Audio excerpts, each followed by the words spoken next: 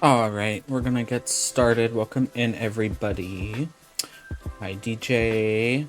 Hi, Kitten. Thank you guys for always stopping by to support. I really do appreciate it. But happy Thursday.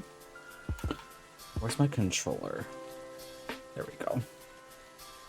I'm a little bit of a mess today. But yeah, we're gonna be, I have no idea how long this stream's gonna be. We have to finish this episode. I don't know if I'm gonna start another one after that, because it just seems like, I don't know. Because I know we're not gonna get to like another stopping point if we get to another one. There should be 2 more episodes after this one, but if history is correct, usually these last parts of the trial are pretty long, so I imagine at least like 2 hours, but we'll see. But that's okay. Also like slightly annoyed because it's like I'm trying to like get back in shape. Like I've been like watching my calories, like tracking everything I'm eating, and I'm like, okay, I'm gonna get my Ring Fit set up today, and my stupid cartridge doesn't work, which is kind of annoying because you can't just like buy the cartridge by itself, and you can't buy it digitally. You have to buy it like with the set, and I already have the ring. I don't need the full thing again, which is kind of annoying. I'm gonna have to buy like a used one or something. It's just annoying. And it's funny because like, I think I was talking the other day about like, you know, I should be buying things physical, and clearly I haven't had this that long and it stopped working. If I had it digital, I'd still have it. But it happens, I guess. I'm gonna have to find something else to do. I mean, I don't know. I don't have like any exercise equipment. I don't go to the gym. I just wanted something that like is working out, but like you forget that you're working out because you're playing a video game. I will say you really do get a workout with it too. It's a lot of cardio. Like the actual ring thing aside, like you do a lot of running because you strap the one thing to your thigh and it tracks like like it'll know if you're not doing it. I've tried. But yeah, we're gonna get through some more Ace Attorney tonight, hopefully. Hopefully we don't have any other issues. But I hope everyone's been having a great week. There we go. And I'm excited next week. I've been debating if I want to add Fridays back, but I don't know. I don't know yet. Because the new Peach game does come out next Friday, and it's like, am I going to have the discipline to wait until Saturday to play it? That's the problem. That's the problem. And I'm also thinking about like, well, Breath of the Wild is going to take a while to get through too. Which I haven't had time to, like, I told myself I would like, do some stuff off stream, but honestly, I haven't even really been able to do that. I haven't had time. I haven't had time, but we'll see. I'm hoping to, because next Friday is the 22nd. That's when I think PAX East is, I think. Let me look it up. I'm almost positive. Not that I care about PAX, but Final Fantasy is supposed to be there. Oh, the 21st. Okay. Through the 24th. But,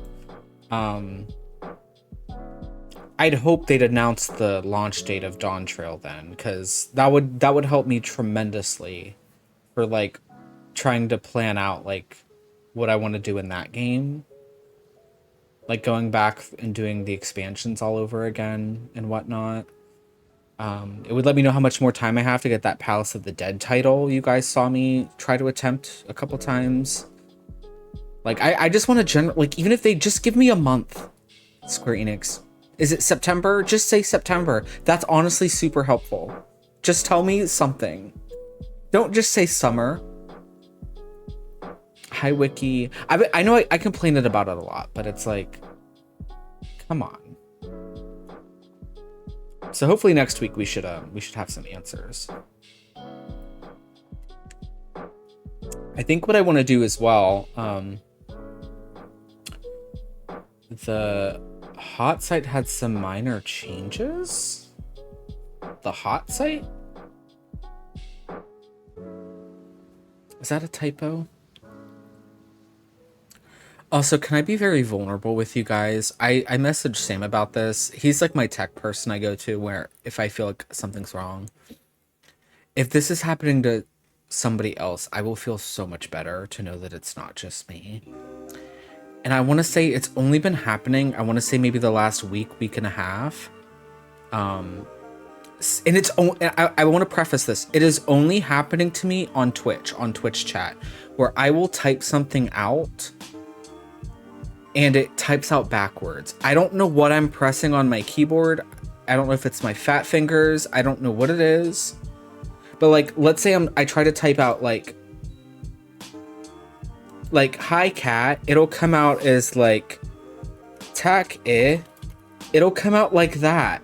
And I don't know what I'm pressing, but when I'm typing messages in people's chats, it's going the other direction. And I don't know what's causing it. I don't know what's causing it. I mean, I just did that as an example. And it's I'm gonna have to Google. It will move my cursor sometimes. I mean, I do have a really high, like, I'm probably insane. Like, you know, like on like a lot of like gaming mouses, you can, they have like a DPI button that you can like press in it. Like, I have mine at the fastest one. I'm crazy. But like, I don't know, when I see like a mouse kind of like drag slower than like where my eyes are traveling to the thing on the screen, it bugs me, if that makes sense. My Twitter link, oh, I do need to update that. Thank you, Wiki. I will do that after stream. I updated it on everything on the link tree should be up to date, should be working. There's only like 3 links. But I will fix the Twitter one. Sometimes my chat gets deselected. Interesting. I have noticed sometimes, like when I'm like streaming Switch, you know, I have like a capture card in. My main monitor is where like the game is streaming, like where I'm watching it from. And then my other monitor, when I'm looking over here, is OBS and like pretty much every other tab that's like minimized. And even though I'm not touching the monitor, sometimes when you guys are typing, it doesn't happen a whole lot, but I've noticed it happens specifically when it's like newer people, or like it'll say like returning chatter. You guys can't see that, but I can. Sometimes it'll stop scrolling just randomly, and I'm like, I'm not even touching my mouse. I'm using like my Switch controller, which is odd. And it's kind of annoying sometimes, because I do like to respond to like everyone's messages and stuff. You haven't had a chance to watch it yet. It was a fun game, and I fear that it was fun enough where I want to buy the whole thing. Although I will say that fucking cookie game was getting me pretty angry. I got to decorate cakes though too. The cake, like, I don't know, like we did like it let us do 2 worlds. We were Sword Fighter Peach. That one was pretty easy. And then we became a chef, and those ones were kind of hard. Like where you have to like, it kind of reminded me of like Mario Party mini games, but like the fun ones. You had to like, you get a picture of a cake and you have to like decorate it the same way. It was fun. I'm just, my only concern is, I fully expect video games in this day and age to be $60 American. Even though the WarioWare game that just came out, they only priced it $50, which I thought was kind of odd. Princess Peach is priced at $60. I hope it's a $60 game, if that makes sense. Like, I want to get a full experience. I don't want like a super abridged short, like this is Peach's time, you know? If you're gonna make a game about Princess Peach and have her be the headliner in the game, I want a full fucking game about her. Like, I'm glad she's getting her moment. I don't want it to be a short moment. And I think the fans deserve a full game. That's like my main concern. But I don't even think there's any reviews out yet. Like, I find a lot of like game reviewers to be kind of jaded with things. Like they'll be like, "Well, the thing was clunky," and you know, like IGN does that a lot. Like IGN, like the games that I like and enjoy for like casually, they'll like hire someone to review the game that doesn't play the series of whatever game that is, and they complain about things. It's like, well, the game's not for you. The game's for me, and I want someone like me to review it.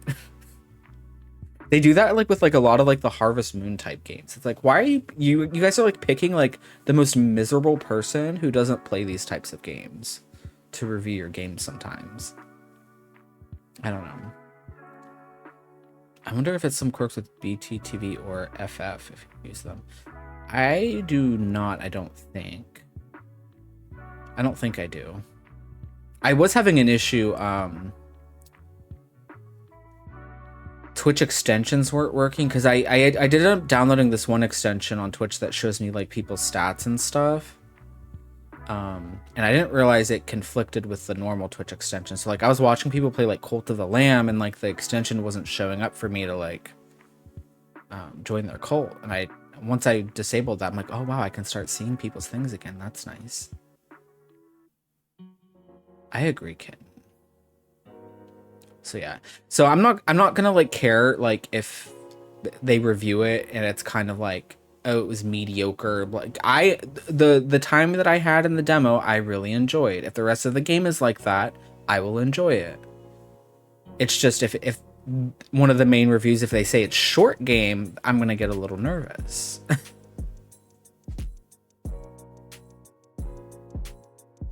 I think the streamer has to turn that off, Katrina. Like if mine's showing up with like the praying symbol, I need to disable it. I could probably do that now. If mine's showing up, that shouldn't be there. Although it doesn't show up in my dashboard. Usually if I hover over the screen, it would be there. But I think that's why it does that.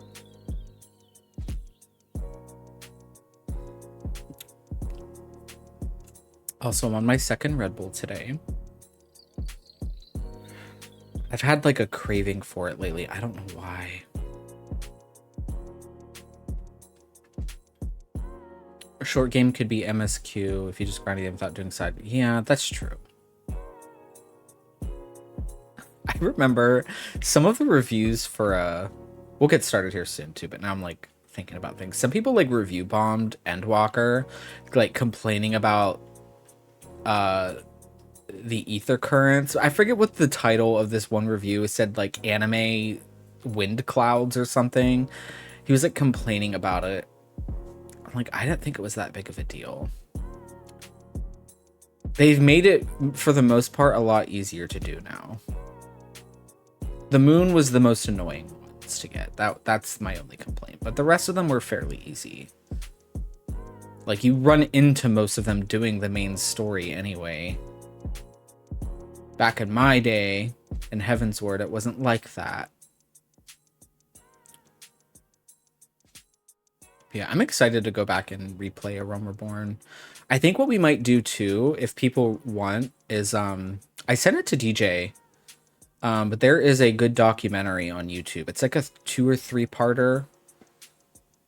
So it would take the full stream, because I think it is about like 4 or 5 hours worth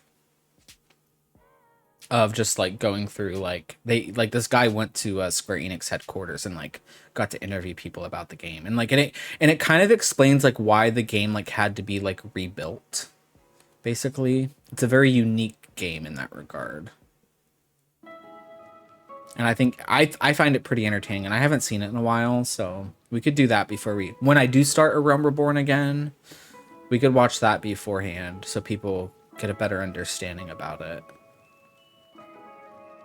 I'll never forget IGN giving the Telltale Back to the Future game a 7 out of 10 because they didn't like the character models. That's a very petty thing. I don't know. Like... It's hard for me to, like, if I had to rate Ace Attorney, like, obviously I'm still working on the third game. I will say, and I don't, just because if I had to pick a favorite, the third game, the one we're on right now, is not my favorite. of the 3 that we've played so far, but I still really enjoy it. But if I had to give the series like an out of 10, I'd probably give it an 8 or an 8.5, because my 2 main complaints is, and this is just a personal gripe, I wish it was voice acted, because I think these characters are very like thought out, and everything is so campy and over the top. I feel like they deserve I think they deserve to be fully voiced, in my opinion. Especially if you made an anime about it anyway, like it fits, you know, it's not that weird. And then my only other thing is like sometimes it feels like, you guys have mentioned this before, some of you, that like you can come up with a good idea of like something to present at a certain part, and the game just has a completely different direction of where they want you to go with the case. And it seems to happen like once every case. There's like one thing that stumps me where I'm just like, I would have never thought of that. I would have never picked it. But it is what it is. But I mean, overall though, this series, I'm really enjoying it. So I don't feel like 8 out of 10 or 8.5 out of 10 is a bad score, if I had to make up scores in my head. And I am picky. I'm picky with games. So to get an 8 or 9 out of 10 out of me, I can't wait till we play Paper Mario: The Thousand Year Door. That is one of my, I'm not even kidding, one of my favorite games of all time.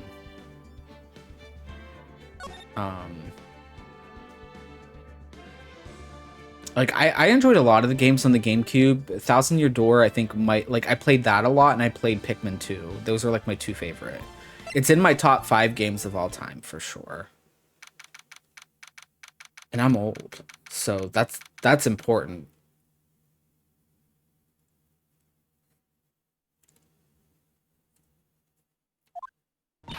All right.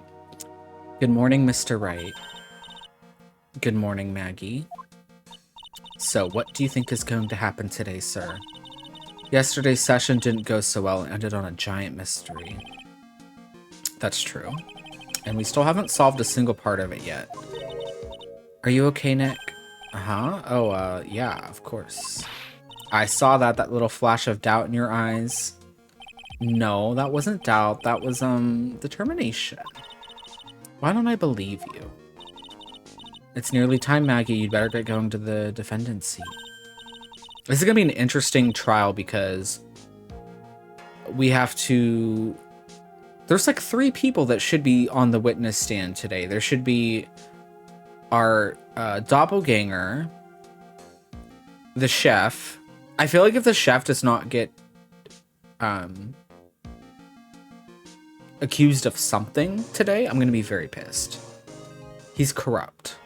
There's the chef, and then there's the Cadaverini girl. Which I wonder if we're gonna make... They've already kind of made us feel bad about her, so I don't know what's gonna happen. Hey, pal. Hey, Detective Gumshoe. Quit stressing Maggie out. She doesn't need that. How did you know she was stressed? I was watching through the doorway. Oh. You look like you lost the case already. Show a bit of confidence, will you, pal? Here, maybe this will help. Oh, I forgot about this. Have you taken up aromatherapy too? Not in a million years, pal. Don't tell me that you don't remember this thing. Come to think of it, that doesn't look like one of those aromatherapy bottles. Oh yeah, we gave that to him to get tested. This is the small bottle that turned up in Tribulations' kitchen a couple days ago. Wow, look at all these little bottles. Oh, they're aromatherapy oils. He's got so many, they're overflowing onto the floor. Hey, wait a minute. There's one bottle that's different from all the others. Well, what do you know? And it doesn't have a label either. And it doesn't smell. We finally got the analysis results back from the lab. So, what is it? Is it the poison? I'm afraid not, pal. It's medication. Oh, it's the ear medication. Interesting. Yeah, for ears. Topical use only, apparently. For ears, you mean... Yeah, it's the medication Glenn Elg was using for his ruptured eardrum. I never put 2 and 2 together there, because we knew the medication was missing, but we didn't... I'm so stupid. The game really makes you feel stupid. What was Glenn Elg's ear medicine doing in the kitchen? Found covered in unidentified fingerprints in the kitchen. What about the unidentified fingerprints? Anything on that? Someone screwed up, so they only had time to analyze the contents of the bottle. Another hour and they might have gotten something on the prints, but... that's going to weaken its impact as a piece of evidence. Okay, pal, this is it. Make sure your defense is impregnable today, got it? I wonder if that stuff is still toxic, though, if you take it... I mean, I doubt it, but you never know. I'm gonna expose that guy for what he's done, or my name isn't Phoenix Wright.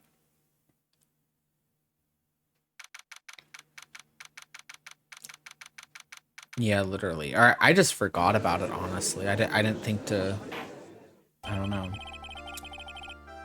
Court is now in session for the trial of Maggie Bird. The defense is ready, Your Honor. Ready and waiting as always, Your Honor. Very good, then we'll get underway at once. Yesterday, we heard the testimony of Mr. Victor Kudo. He claims to have witnessed the defendant putting a powder into the victim's coffee. However, the witness's testimony was plagued with a number of problems. The mark on the rim of the cup shows that the victim drank from it with his right hand, but according to the old man's testimony, he picked it up with his left hand.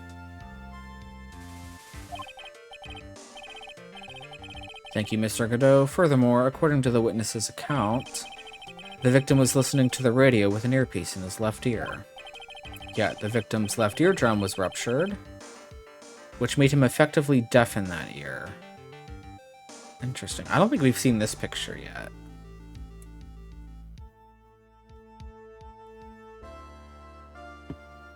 It's kind of odd.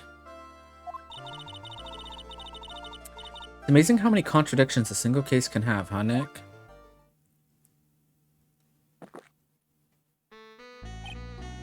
Allow me to enlighten you, Your Honor. The world, you see, keeps turning, and we must turn with it. You've lost me already, Mr. Godot. Don't let the mysteries of yesterday mystify you today.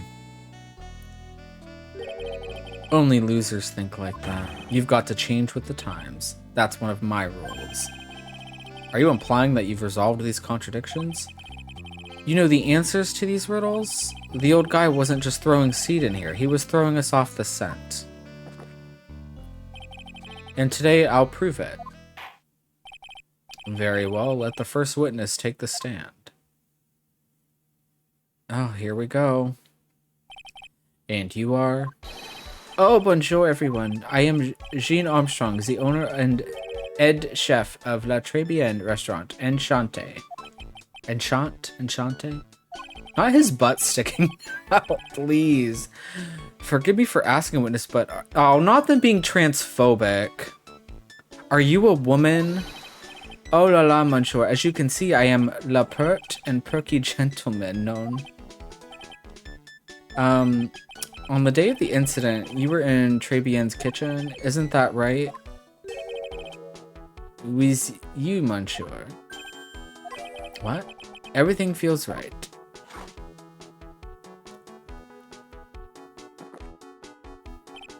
Huh. Wow, he's totally unfazed. Doesn't anything intimidate this guy?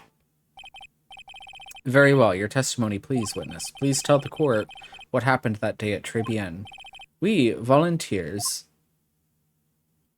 Again, we have an ad starting in about 10 seconds. I forgot. We're gonna let the ad play. When it all happened, there were just 2 customers in my restaurant. I remember I was experimenting with some new art decos that day. Like having a large mirror between the tables, for example. Oui, perhaps that is what the old man was looking at. La cup, la earpiece, and la glasses. He would have seen everything in reverse, no? But there were no mirrors in the crime scene photo, right? Oui, un grand mirror, la most enormous mirror. And suddenly, the mystery disappears. Like I said, the world keeps turning, so roll with it. That would explain the coffee cup and the earpiece conundrum. The mirror would have made everything appear back to front. What the heck? It's way too early in the morning for this to be happening to me. Now then, Mr. Wright, you may begin your cross-examination.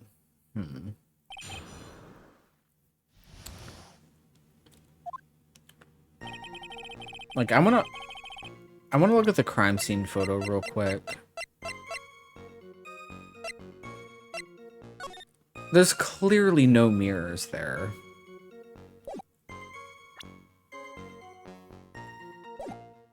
When it all happened, there were just 2 customers in my restaurant. And who were the 2 customers exactly? My, of course, the young man who died, and the other, not so young man. You are referring to yesterday's witness, I presume. What about the other man Maggie says she saw at the table? Something tells me Mr. Armstrong isn't planning to disclose his existence. We need some hard evidence first before we can bring him up, don't we? I guess I'll just have to try a different approach for the time being. I remember I was experimenting with some new Art Decos that day. You were experimenting with Art Deco. How come I never heard about that before today? You are not familiar with the language of interior design, monsieur. Please stay on topic. Now, why didn't you tell the court about this before? But I did just a few moments ago. Ahem, excuse me, Mr. Armstrong, this deco you mentioned, are you referring to some sort of decouture? What? I don't get the joke. I fear I don't get the joke. No, Art Deco. It is a style of design, Your Honor. He's talking about interior design, walls, ceilings, carpets, that kind of thing. Oh, yes, of course. That deco. I was trying to achieve a more effeminate look for my restaurant. I was planning the most bold remodeling of le decor. Like having a large mirror between the tables, for example, which was not there. How big of a mirror are we talking about here? Something about 4 meters wide and, about 2 meters high. It's a liquor made from a plant. Only you would know that, kitten. Let's see, if 1 meter is about 1 yard, holy glass in a frame, that's huge. I was intending to install it on the ceiling eventually. The ceiling? Was there a mirror on the ceiling? I don't remember. That'd be kind of scary. But I decided not to go through with it in the end. What should I do? Should I ask him more about the mirror or not? Yeah, let's hear about it. If he really had such a large mirror in the restaurant, someone would have noticed it. But there's nothing about a mirror in Mr. Kudo or Maggie Bird's testimonies. But honestly, it does seem like a sex thing, because there was that in the one Chucky movie. Tiffany shattered the the glass ceiling and it killed people. They were having sex. That's what I think about when I think of glass ceilings. Or like mirror ceilings. You didn't ask, Trite. You only have yourself to blame for such sloppy work. What? A mirror was delivered to Tribulations the day before the incident. Really? As Mr. Armstrong testified, he was carrying out some design changes, and as it turned out, he didn't actually use the mirror in the end. But where was the mirror? Even if a mirror was delivered to Tribulations, it doesn't prove that it was in the restaurant on the day of the crime. If you want to doubt someone, Trite, look in the mirror. I'm sure the person looking back at you will be dubious enough. So the witness yesterday had seen the victim reflected in a mirror. Perhaps that is what the old man was looking at. Normally, I'd expect people to know the difference between a reflection and a real object. Normally? How does normality come into this?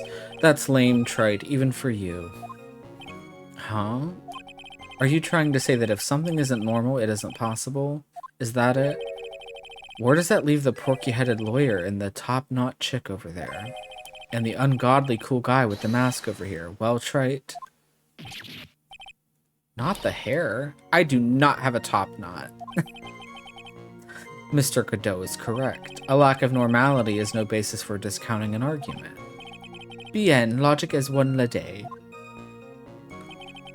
La cup, la earpiece, and la glasses. You would have seen everything in reverse. None. Everything. He would have seen everything in reverse.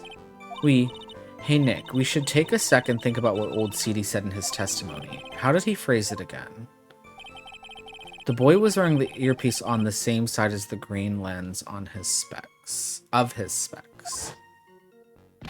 No question, you can lock me up if I'm wrong. It was his left ear without a doubt.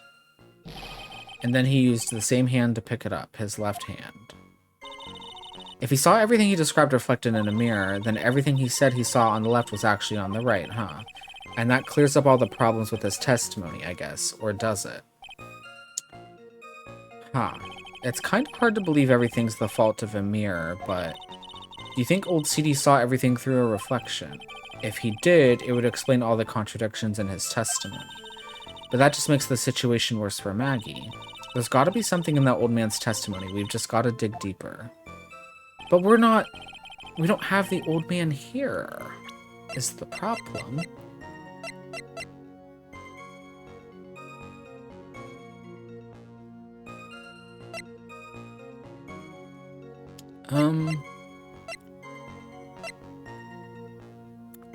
I feel like we have to present this because the crime scene photo, because if there was a mirror, it's not here. It's not in that picture.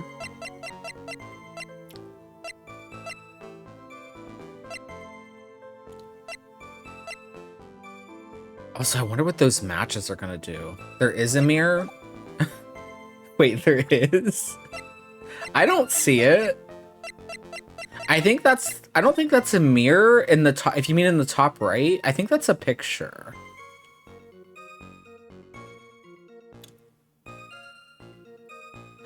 But like what Maya was hinting at though is basically that even if the old man saw it in a mirror, the way he worded his testimony,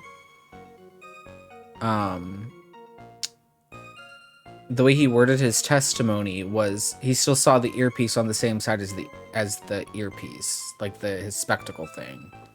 So that wouldn't have mattered anyway. But I don't know. I'm gonna save first, because I'm fine with losing 1 health, but lately it's been making me lose more. Okay. Oh, between the tables. But he said he ended up not going through with that. Those are just partitions.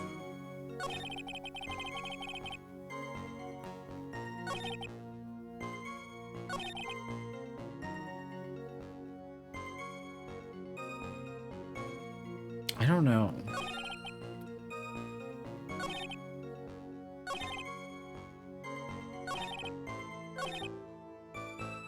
The cup, the earpiece, and the glasses, he would have seen everything in reverse.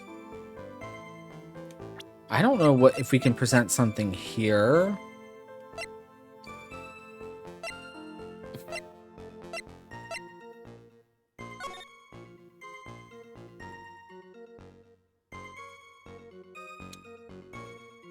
And plus, see, it's not showing here, but even if you would put them in between the tables, that's not where the old man was sitting. Like, it wouldn't have mattered. I don't know. This is just too much. Let's try this. And the music's still going, so we know that's not...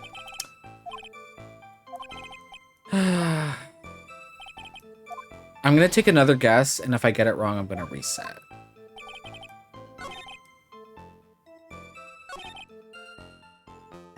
Let's present it here.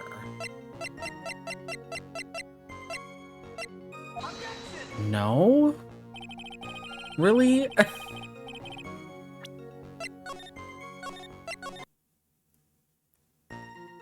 Well, this sucks. I'm gonna have to look this up.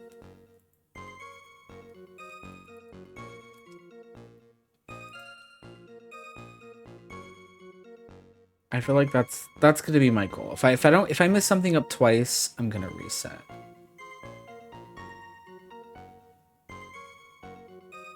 Oh, we have to present.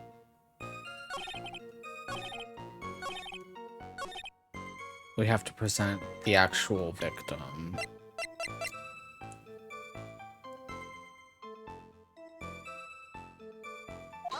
Well, the coffee cup, the earpiece, and the HMD. Let's think back over Mr. Kudo's testimony for a second, shall we? The boy was wearing the earpiece on the same side as the green lens of his specs. No question, you can lock me up if I'm wrong. It was his left ear without a doubt. So, to summarize, we were told both the HMD and the earpiece were on the victim's left side. Now, if Mr. Kudo saw all that as a reflection in a mirror, it means both the HMD and the earpiece were actually on the victim's right side. Exact, you see, Muncho, now that you think about it, it is not so hard, no? Unfortunately, that's where we run into a monumental contradiction with the facts. If Mr. Kudo really did see everything in a mirror, why is it that the HMD is now on the wrong side of his head? Order. Mr. Wright is correct. If the witness genuinely observed the victim reflected in a mirror, then we would expect the victim's eyepiece to have been over his right eye. How bitter. Trite, you should have a taste of this bitterness. It'll calm you down in no time. Are we talking about your coffee or something completely different? You don't understand the way the witness thinks. How he thinks? You remember this, I presume? That I broke the vase, sorry apology, I mean Mr. Kudo's sworn testimony? Exactly, the old man has one very grievous habit, other than throwing seeds. The more of an impression something makes, the more muddled his mind makes it. And what's the most striking thing about Mr. Elg? Clearly, it's the victim's eyepiece. And that's my point. The old man strikes again. Mr. Elg's HMD made a big impression on the old man. Okay. I saw the earpiece and those newfangled spectacles he was wearing. Oh yes, they were both on his left ear. Do you hear? His left ear. Okay. Well, Trite. What is his point? That's the worst but best impression of Kudo ever. Wow, I really thought he was old seedy for a minute there. Godot's good. Enough. I must agree that yesterday's witness was irresponsibly rash in much of his testimony. Bad luck, Nick. Looks like the boil of a contradiction you found is just a rash. A mirror can't be beaten by a handful of seeds, nor can it lie. So what exactly was the old man looking at? Fill us in, Mr. Armstrong. Go on, tell the court. We're all ears. I can explain. Please, if you will look at the plans of Le Restaurant. So clearly, that's going to have to do with that. Alors, is everyone sitting comfortably? La mirror, it was in the middle of Le Restaurant, dividing the two halves.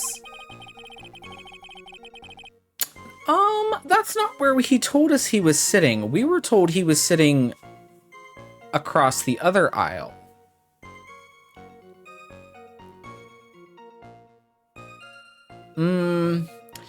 There is only one seat from which you could have seen an image of the victim. That was the seat at the table next to the victim. That was where the old man was sitting. After the terrible incident occurred, I moved the mirror so it was not in the way. But naturally, I did not touch anything else.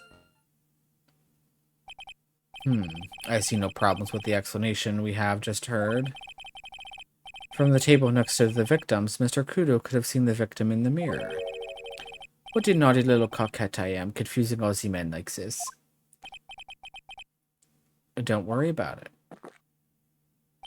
We can keep up, except for the guy breaking out in a cold sweat over there again. Oh, I hate that guy. You said you didn't touch anything else apart from the mirror. Are you quite sure about that? Volunteers, of course. Very well, Mr. Wright. Your cross-examination, if you please. Do we know if he touched anything else? Because why would they bring a point to talk about that again? That's a little odd to me. Coquette equals rooster. What does volunteers mean? La Mire, it was in the middle of the restaurant, dividing the two halves. Oh, you're right, the lotto ticket. Huma's good. So run this by me again. The mirror was here, correct? We? Really? Because I knew if I were you, I wouldn't have put a mirror there. It would be in the way. Look who's talking, Trey. Huh? You're obstructing my view, among other things. But this is my seat in the courtroom. Tribian's charm is that it gives you the impression that you're the only customer. Temporarily placing a mirror in that spot would hardly be in the way. Unlike you, Trite. I tell you, Monsieur, the mirror was there in the middle of the restaurant. And there's only one seat from which you could have seen an image of the victim. And where would that be?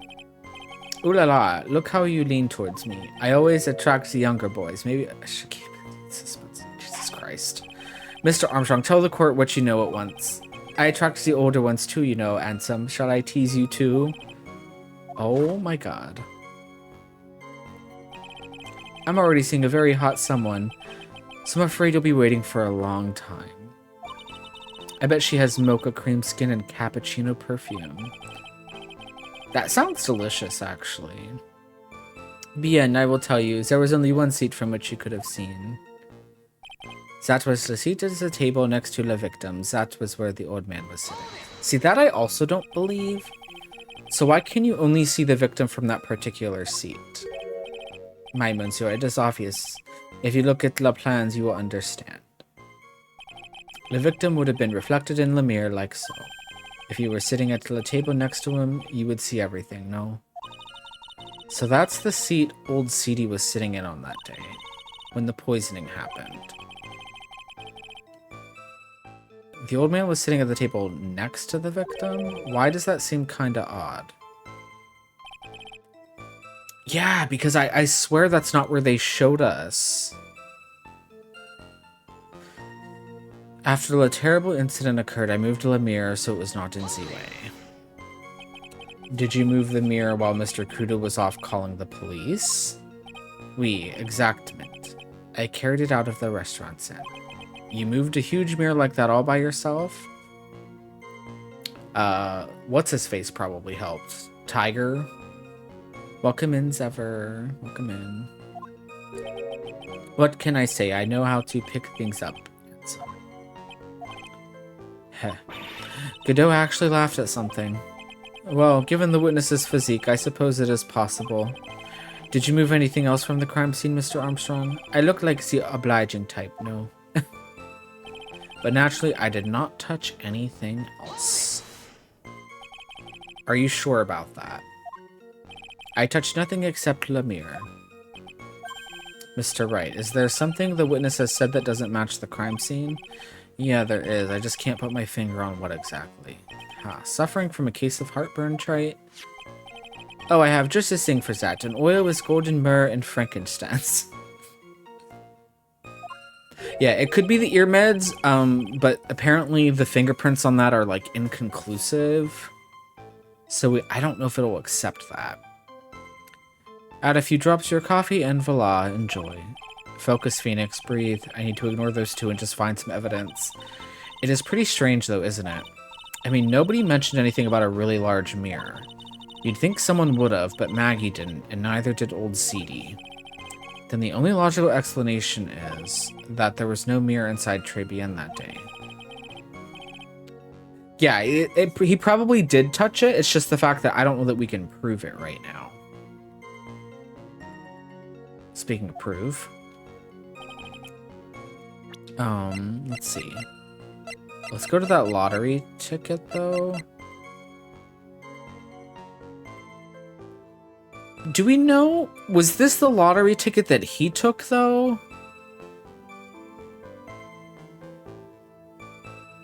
Well, that's the winning ticket. That's not the ticket he grabbed.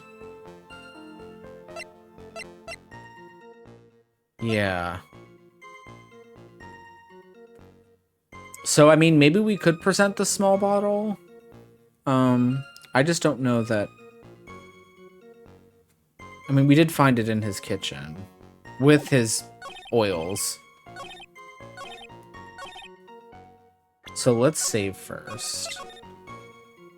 Yeah, he took a losing one, which we don't have as evidence. Oh. It does not like the... Really? Okay. Let's try the lottery ticket and see. Nope. Really?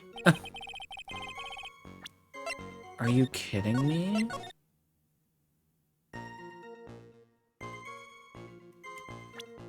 Do we have anything else that he touched?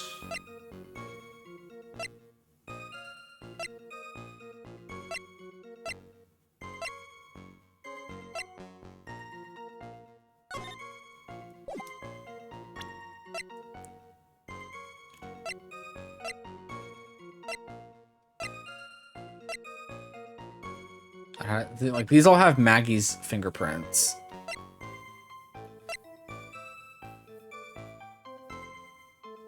I could present the actual bag itself, maybe. Well, no, that doesn't prove that he grabbed that, though.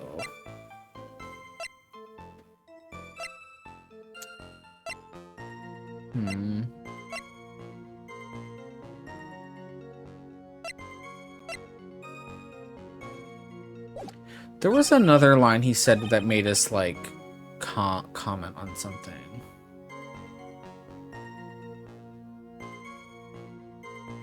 But I don't know what to show, because they showed us a map when the old guy was testifying that he wasn't where he's saying he was.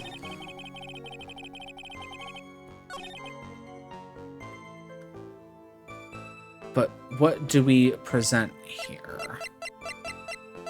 The floor plans again? No.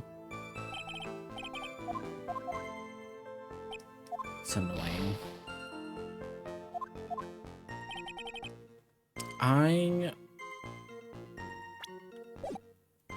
We'll take one more guess, and then I will reset again, because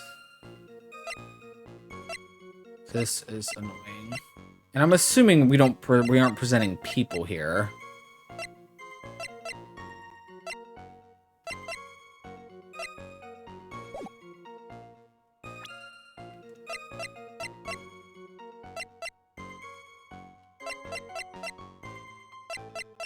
I mean, there's this magazine, too, that was, like, stuffed away.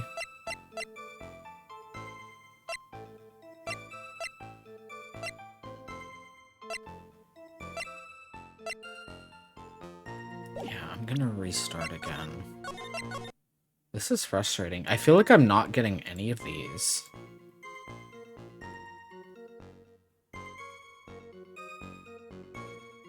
Oh, we have to present the crime photo, not the floor plans. Okay.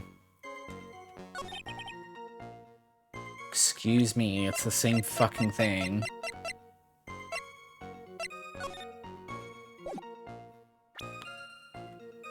The old man didn't take this photo, though.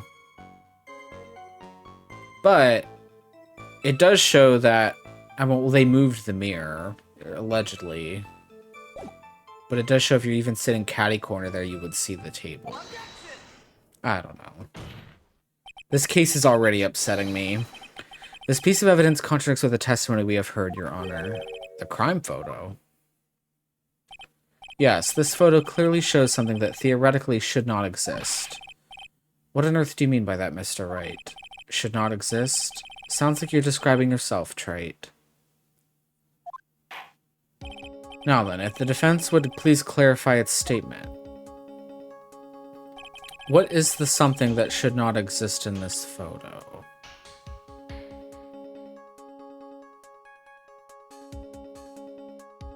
I don't know.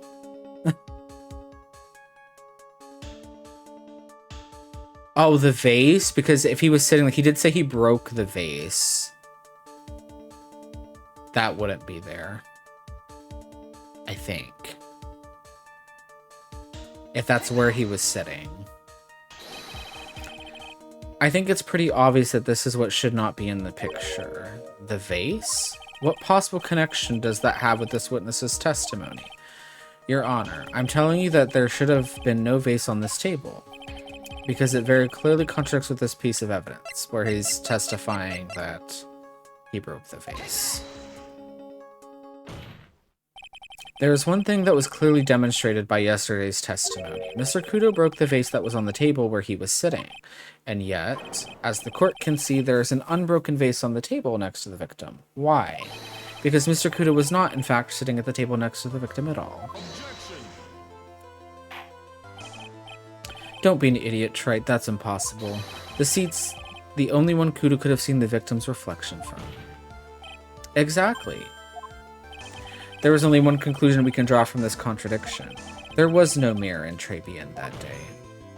Your testimony, Mr. Armstrong, is an elaborate lie. Not Mundo. Mundu. Don't try to confuse the court, Trent. Obviously, the witness cleaned up the vase, while the police were taking their time getting to the crime scene. Unfortunately, Mr. Godot, that doesn't quite work for me. Mr. Armstrong already testified to the contrary. In his own words, I did not touch anything else except the mirror. Yeah. He touched a lot of things, actually. Well, witness, what do you have to say for yourself? I was right. There was no mirror in the restaurant that day.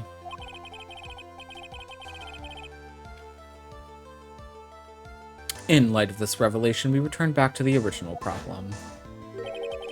Why did the victim have an earpiece in an ear in which he couldn't hear? Yeah. You only get one shot in life, there's no turning back. If you want to claim that the mirror wasn't there, Trite, then this problem is all yours. How do you explain what the old man saw?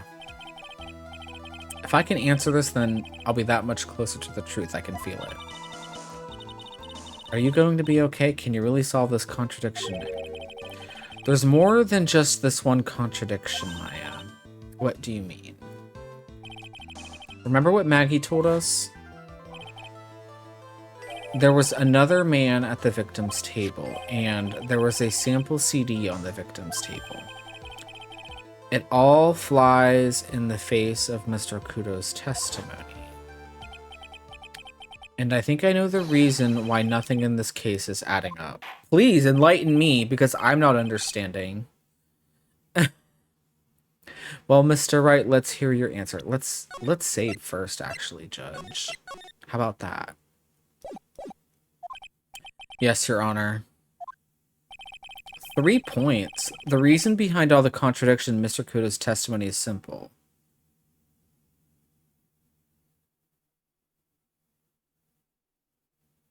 The victim was a phony. I feel like it has to be the second one, right? It has to be. It has to be. The last one's just silly. The first one, I don't know.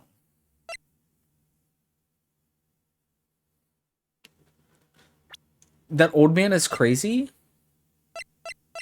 That's true, but I feel like I believe him.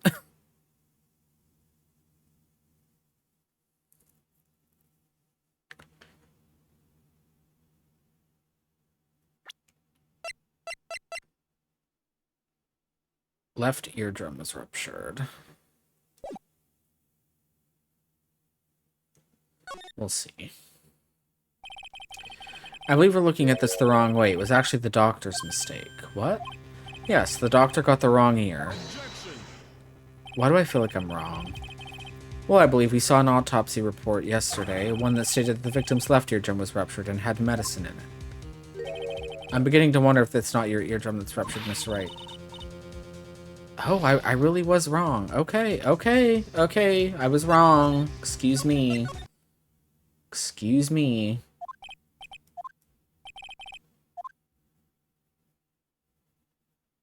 What if it is the last one? Clearly, Mr. Kudo made a mistake.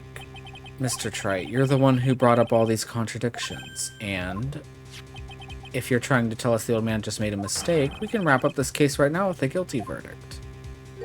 How about it, Mr. Wright? Should I just declare your client guilty? Is it really the Are you kidding me? It's the victim was a phony?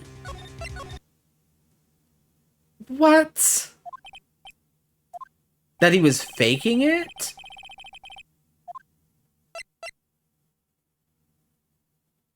Oh, see, I didn't get what you were getting at, Kim. I didn't take the hint.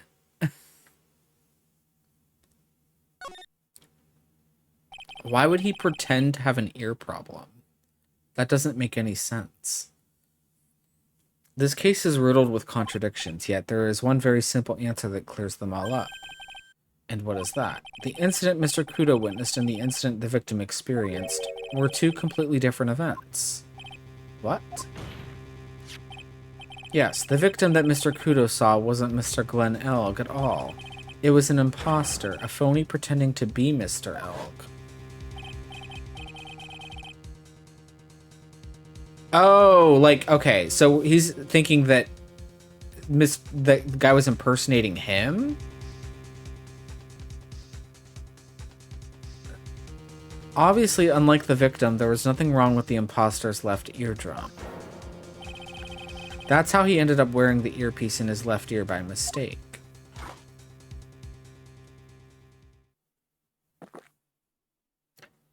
I mean, I suppose it would explain... Well, explains why some of them said they only saw one person. Order in the court. Settle down or I'll clear the courtroom. Quiet, Gramps. Why don't you clear out of here, huh? What did you say? Trite, are you saying that what Mr. Kudo saw was a setup? Yes. Someone pretended to be Glenn Elk and acted out the whole coffee poisoning.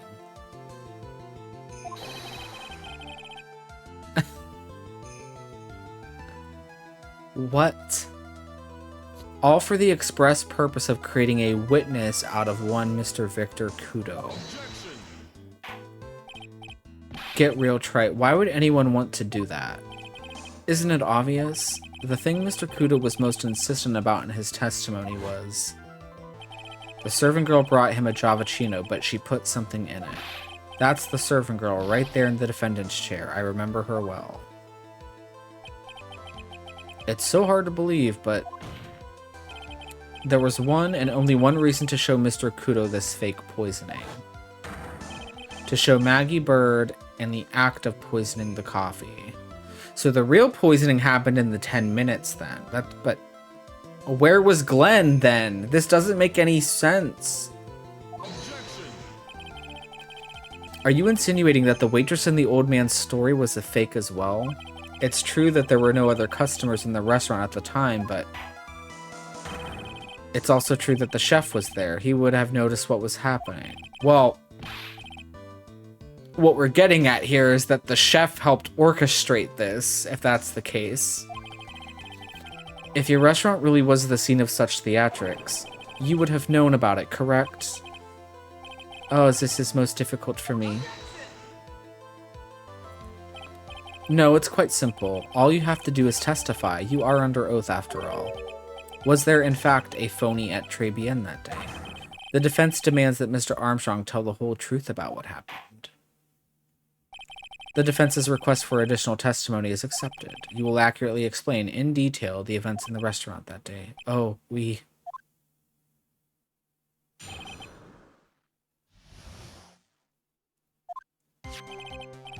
Le victim, Monsieur Elg, he came to my restaurant alone.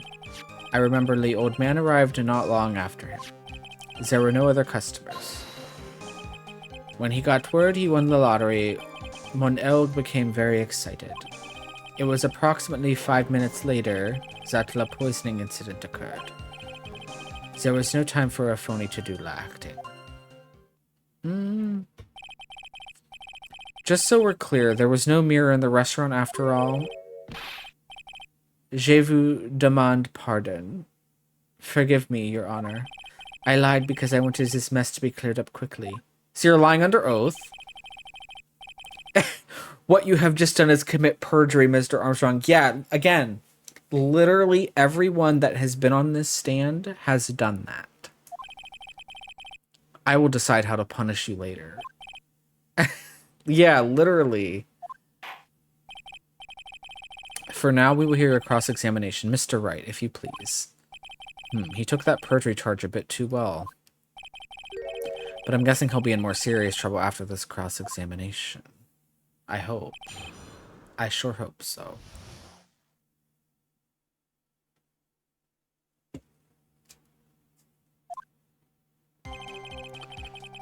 The victim, Monsieur Elg, he came to my restaurant alone.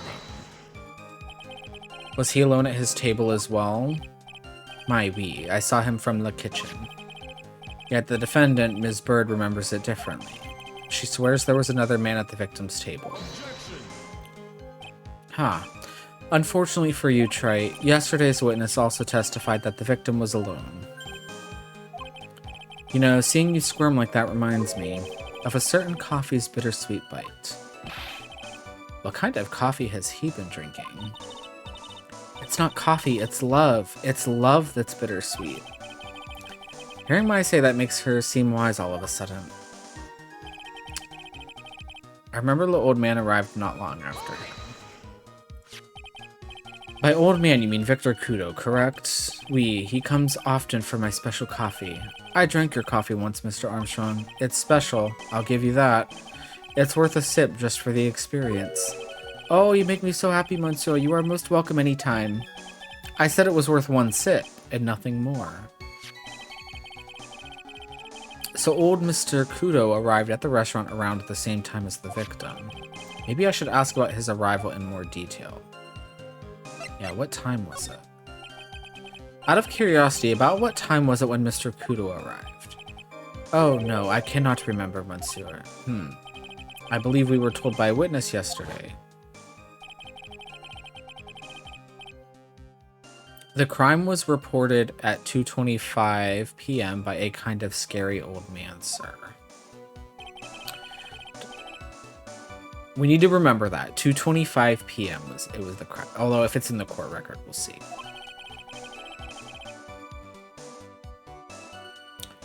The incident happened about 20 minutes after he arrived, so the victim must have arrived between 2 and 2:10.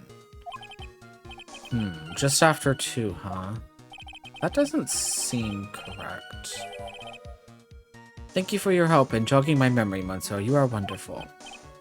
I can't sit here all the time and do nothing now, can I? That is what you do. The time of day will be added to the witness's testimony. Oui, Monsieur Judge, everything I do it for you. Merci bien. That's French, isn't it? I'm glad at least one person is in a good mood. He's even humming a song to himself. Okay, so let's press him on that then.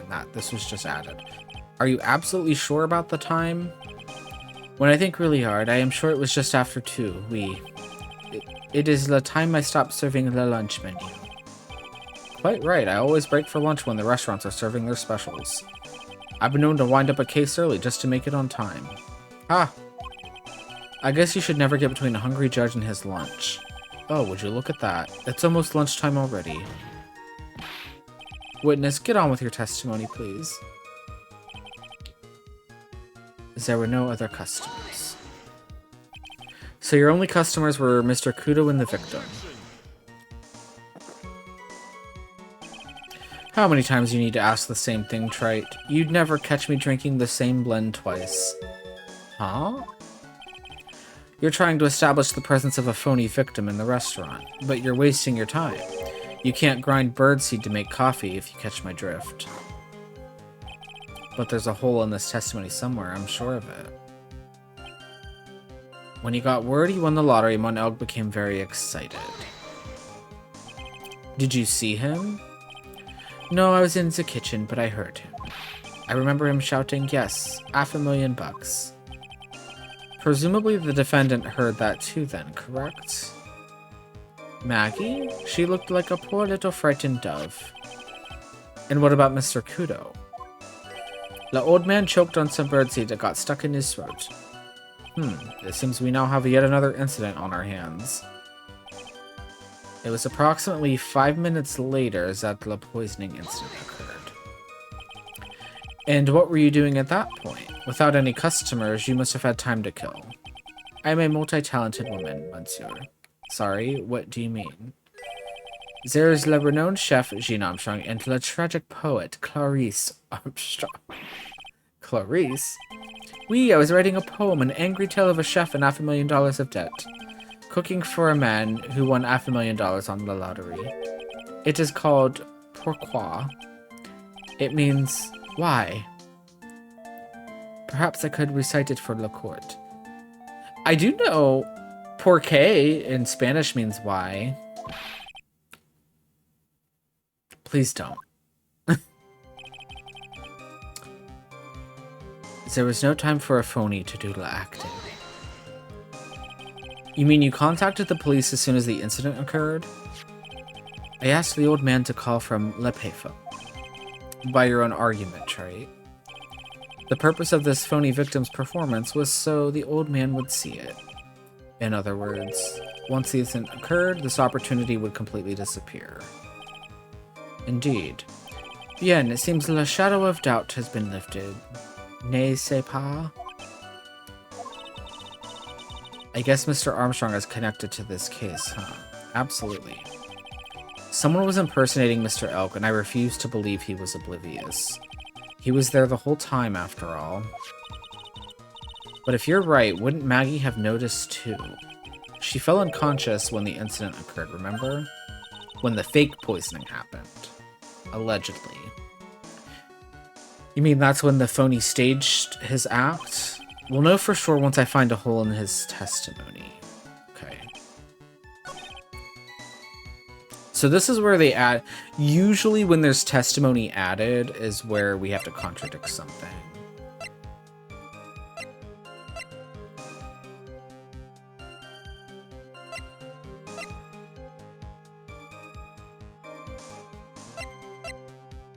But, like, I don't...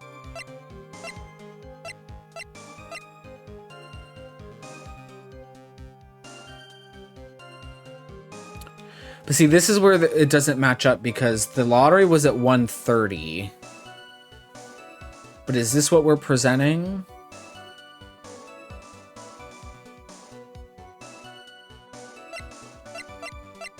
I feel like it is. Because if the old man was there when he won the lottery. Let's save. I need to get one of these things right. I have not gotten a single thing right so far tonight. And it's kind of pissing me off. Thank God. I'm afraid I finally got you, Mr. Armstrong. Ooh. Is that Qua or K? Qua? Quo? What do you mean? At the time in question, the victim was listening to the radio with his earpiece. The show he was listening to was Millionaire Radio.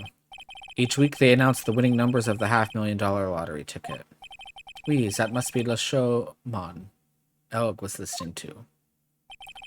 I can't see any problem with this testimony, Mr. Wright. I wonder... You say the victim arrived at your restaurant after 2 p.m., correct? Oui, I am sure of it. I remember it perfectly now. I know it was that time because I had just finished serving the lunch menu. Get to the point, Trite, if you have one. That show is broadcast live at 1:30 p.m., and it claims to be the most thrilling 10 minutes of your life. It's on the air at 1:30? Now, supposedly, the victim made some noise when it was announced that he had won. And yet, I don't believe his cry of joy could have occurred after 2 p.m. Because the show had already finished more than 30 minutes earlier by that point in time. This victim we've been told about has done nothing but the impossible. Listening to the radio with a ruptured eardrum, catching a show that was already over. There is only one conclusion you can draw from these facts.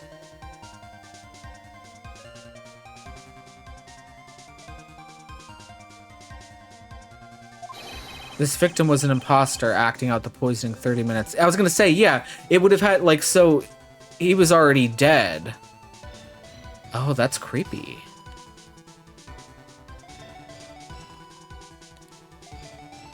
So he probably wasn't even... He was poisoned somewhere else. And probably, like, drug into the kitchen or something. Sorry, I'm like things are running through my head, and I'm just like...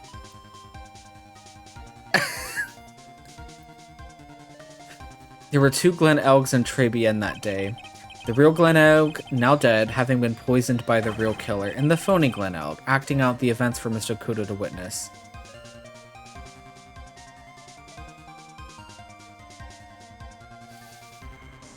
I mean, here's the thing, like, they can show up and see a dead body. They eventually put the dead body there when they told, what's-his-face to go call the police. You know. They probably knew that he was going to take a long time. He could have died, like, what, 5 or 6 hours earlier that day, right? I mean, can autopsies, like, pinpoint an actual time of death like that? The real guy's dead. The real guy died before all of this shit happened. What I'm saying is, he was probably definitely poisoned, but that doesn't mean that he was poisoned here. He could have been poisoned anywhere, and they, like, you know, dragged his body to the restaurant, like, and hid him somewhere. And then they did a stage poisoning, basically. If that makes sense. No, the fake guy's not dead. The fake guy is, where is he? We're getting to him, basically. He faked the death. And he was, quote, dead. They told the old man, hey, go call the police. Hey, go call the police, knowing he was going to take a while. And then that's when they, like, probably did a body switch. You know, put out the real dead body. He is orange, but you know what? He's also orange and showed up in court as me, and no one, you know, seemed to question that either. So there's that, I suppose. It certainly seems that way. I mean, if that wasn't the case, how could you explain the time discrepancy? Quite a performance, Trite. You were almost on a roll. But sadly, you lack the rock-hard foundation of rhythm to build your song. I just want to know, why is he orange? Sadly, you lack the rock-hard foundation of rhythm to build your song. What is this? Music Theory 101? Let's recap. According to your imaginative theory, it's now just after 2 p.m. The phony Elg is performing a play for the benefit of Mr. Kudo. How do you explain, then, where the real Glen Elg is? That's what we don't know yet, but I have a feeling he had to have been at the restaurant, hidden somewhere.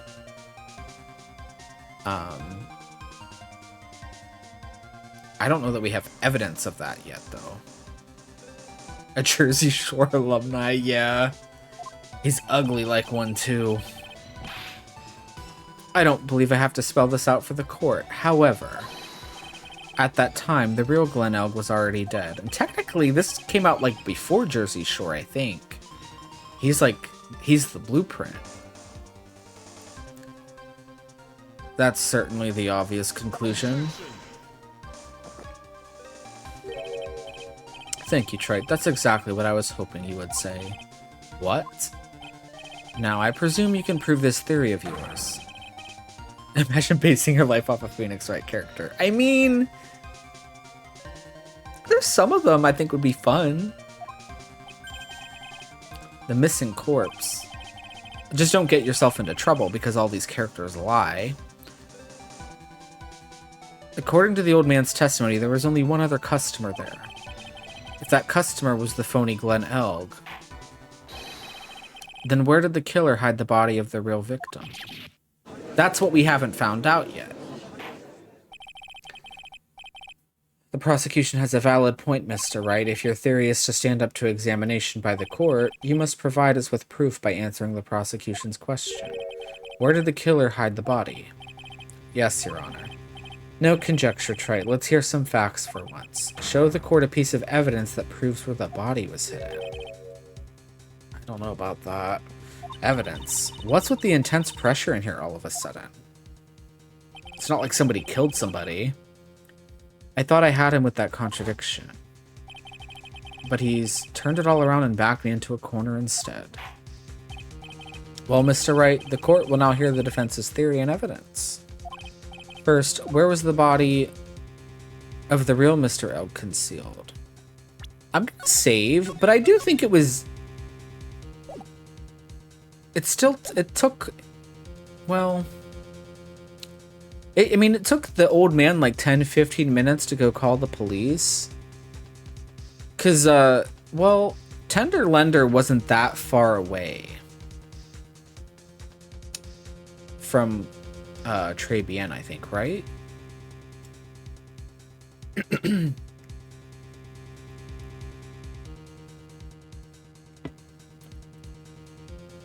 that's why the meds were there. Yeah, it's possible.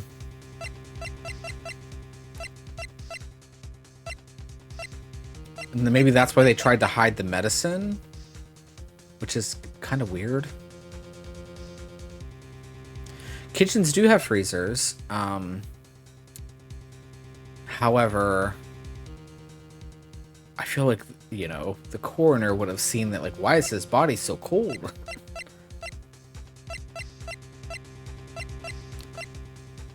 There's also matches. That's just kind of creepy. I still think we're gonna go with that he was hidden somewhere at the restaurant, but I don't know that we have anything to show for that yet, which is the concerning thing.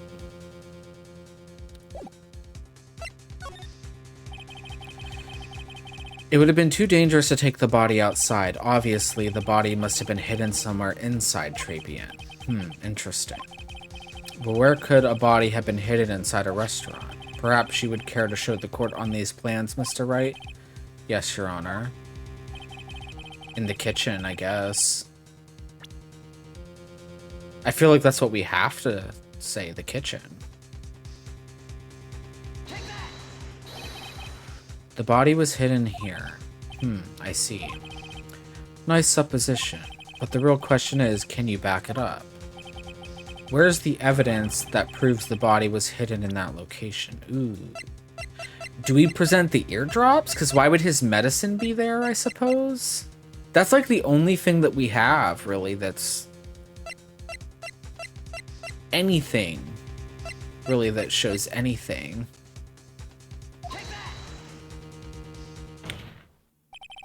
Mr. Armstrong, do you recognize this bottle? No. I've never seen that ugly bottle before in my life. I only use the very best bottles, monsieur. The highest quality only for me. Where was that bottle found, Mr. Wright? Interestingly enough, Your Honor, it was found in the kitchen of Tribulations. But I only ever use these bottles for my aromatherapy oils. But this bottle doesn't contain aromatherapy oil, Mr. Armstrong. No, it contains a medication. What kind of medication? I'm sure everyone remembers, don't they, that Mr. Elk visited a clinic and was given medication that day. You can't be serious. Is that I need to look that word up. Is that word real? The defense had the contents of the bottle analyzed, and I have the lab results here. The contents of the bottle match the prescription that was given to Mr. Elk. It is? Ugh. Just say ENT doctor. Glen Oak's murderer hid the body in the restaurant kitchen. At which time, this bottle fell out of the victim's pocket. Mr. Armstrong, when the incident occurred, didn't you say you were in the kitchen? Mondo. Yes, you know what I'm about to say. It was you who hid the victim's body. You did a fine job pretending to defend my client, Maggie Bird, however. You were setting her up to take the fall behind the poor girl's back. Disgusting. Order. This is an extraordinary development. Witness, did you Did you murder Mr. Glenn Elg? Never, I could not do such an horrible thing. I don't think he did the action. Oh. Godot is, transforming, I think. Mr. Godot. The bitterness. Every time I get lied to, I always down a mug of coffee. Same. That's one of my rules. Do you have the slightest idea how many cups you've had by now? Then I like to do the same to the person who lied to me. I like to take them down with my empty cup. Listen up, chef. How about a brand new flavor in your ear? My H-deficient friend. That was some good shade. Je me demand pardon. Please, you must hear me out. It is a trap. Listen to me. Not the H deficiency. Por favor. Okay, now he's speaking Spanish. Yo hablo español, Mr. Armstrong, and por favor is Spanish. I do know that phrase. I'm only going to ask you once. Did you do it? No, no, no. Absolutely no. Let's hear it. You've got one shot. Right, Gramps? Witness, the court will permit you the chance to make one final statement. He's not even French. What if that's the twist? If you lie under oath again, Mr. Godot's coffee mug awaits you. As does my gavel. It is clear. What do they always say in the movies? I've got a bad feeling about this. Very well. You know what, though? Good on this judge for finally, like, admitting that these witnesses are committing perjury.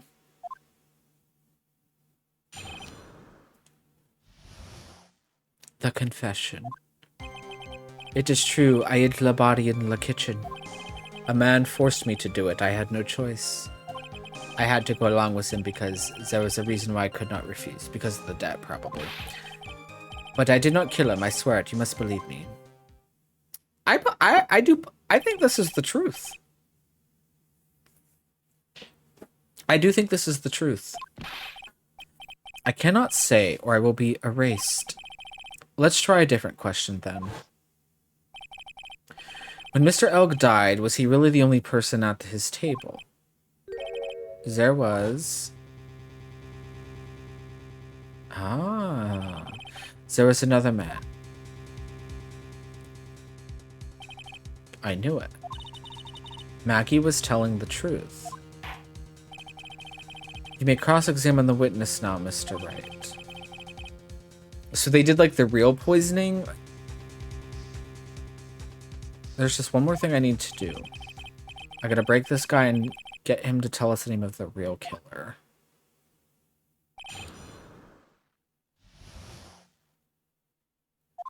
So we might have to present him.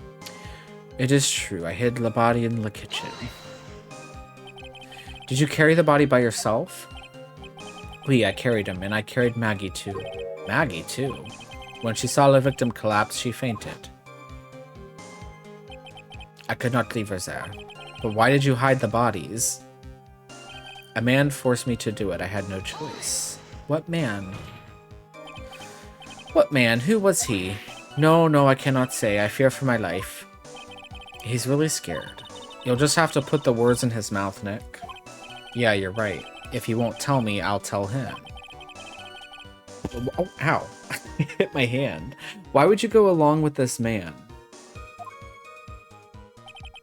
I had to go along with him because there was a reason why I could not refuse.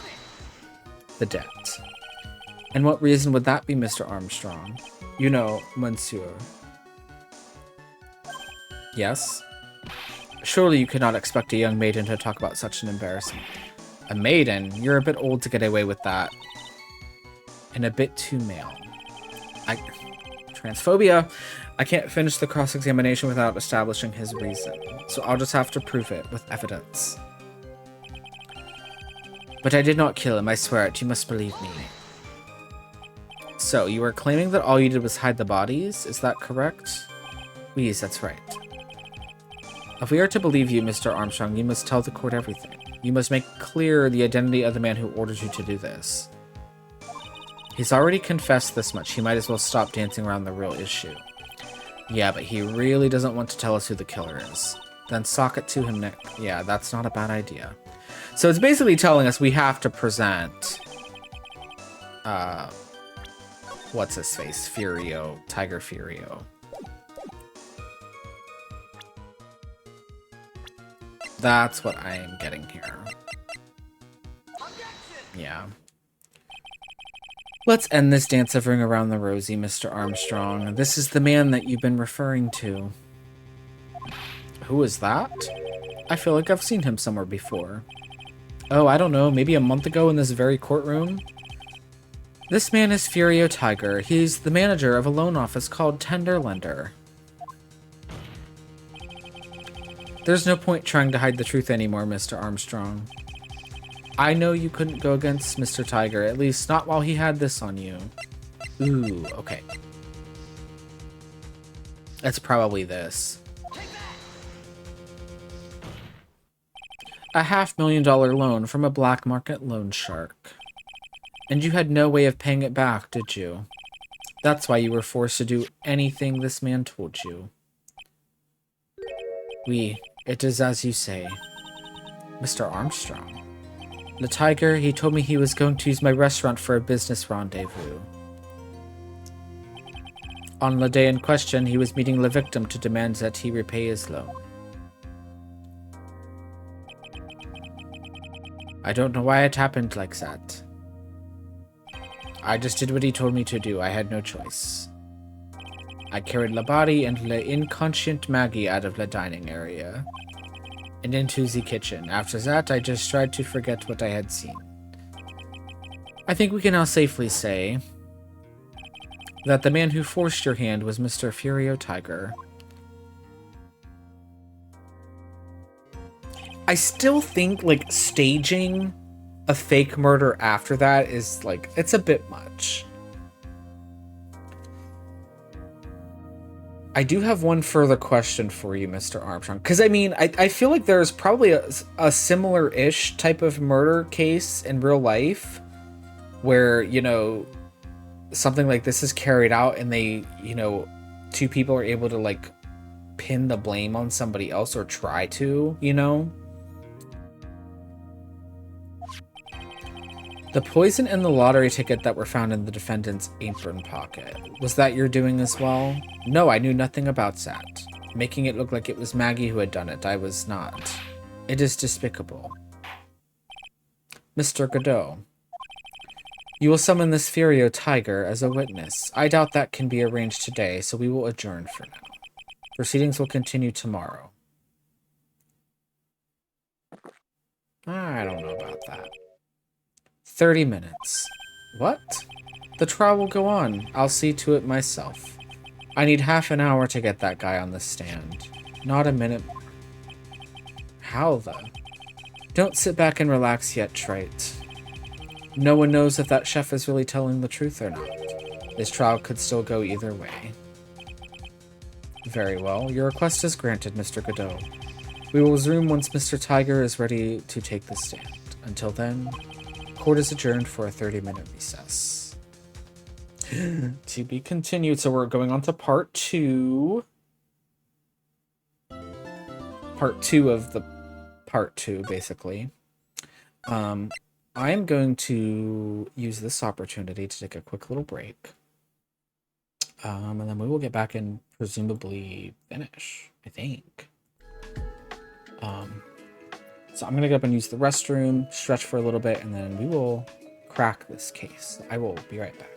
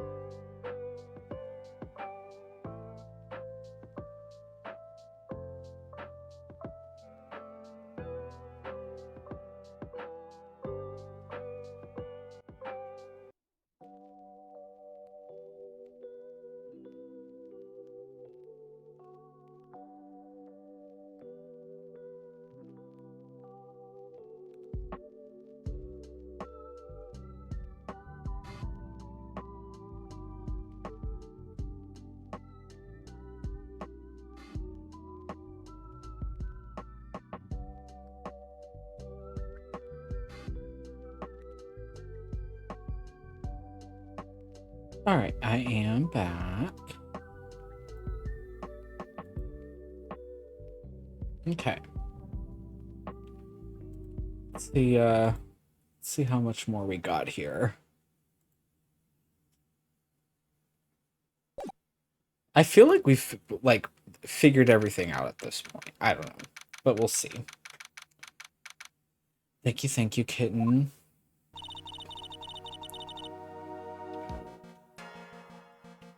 So we're finally going to see the tiger on the stand. We've almost got this case won now, Nick. I wish I could agree. Huh? When I cross-examined Mr. Armstrong just now, he said he was just doing what the tiger told him to do. But Godot picked up on it, remember? Oh. He pointed out that without proof, we don't know if what he testified is the truth. You mean you think Mr. Armstrong was lying? I don't know, but if that's the line the prosecution takes, we could be in trouble. I get the feeling that we didn't have, or that we don't have, the case-making evidence we're going to need.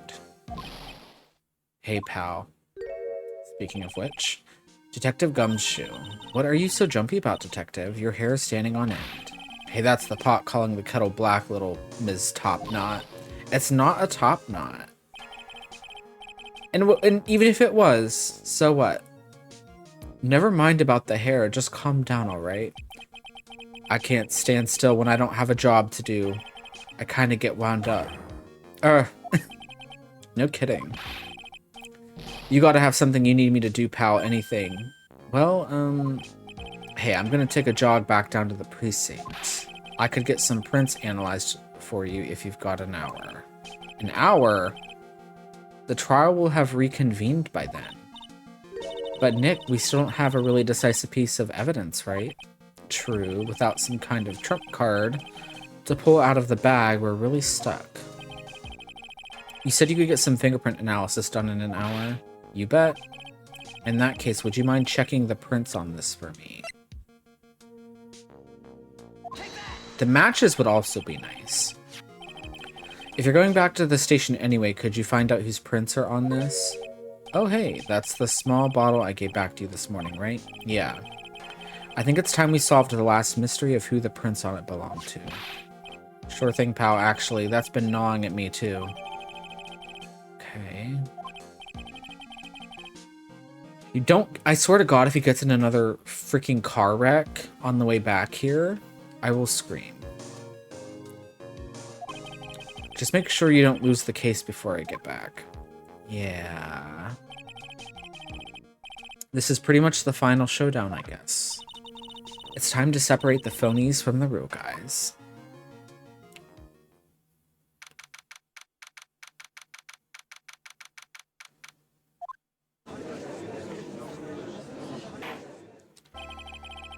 Court will now reconvene. Mr. Godot, did you find this Furio tiger?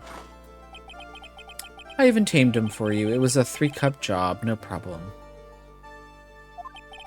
Tamed him? The guy's name may be Furio Tiger, but come on. He's pretty lively. Be careful, he still bites. Very well, please show Mr. Tiger to the stand. Oh! He does look like he's going to bite me.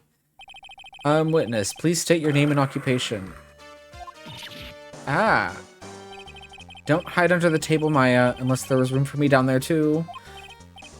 Would you mind what you say to me? Nothing? Yeah. They've been doing a lot of that, I've noticed. Double entendres. Also, welcome in, Understated Diva. Happy Thursday, yes. I wish I could do a Coco Peru accent for him, because she also kind of has that, like, dialect, sort of, but not as angry. Who would have guessed that fear would induce a bad Brooklyn accent in the judge?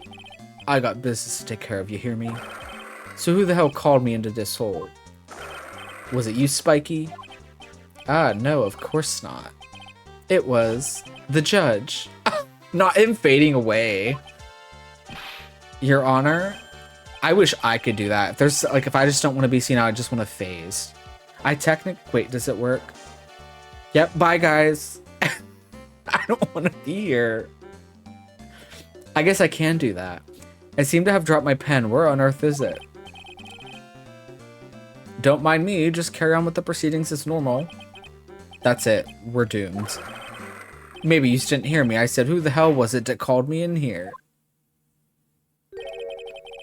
There's no need to shout. We can all hear you. What do you say? There's no point struggling. You're caught in a snare, the relentless snare of the law.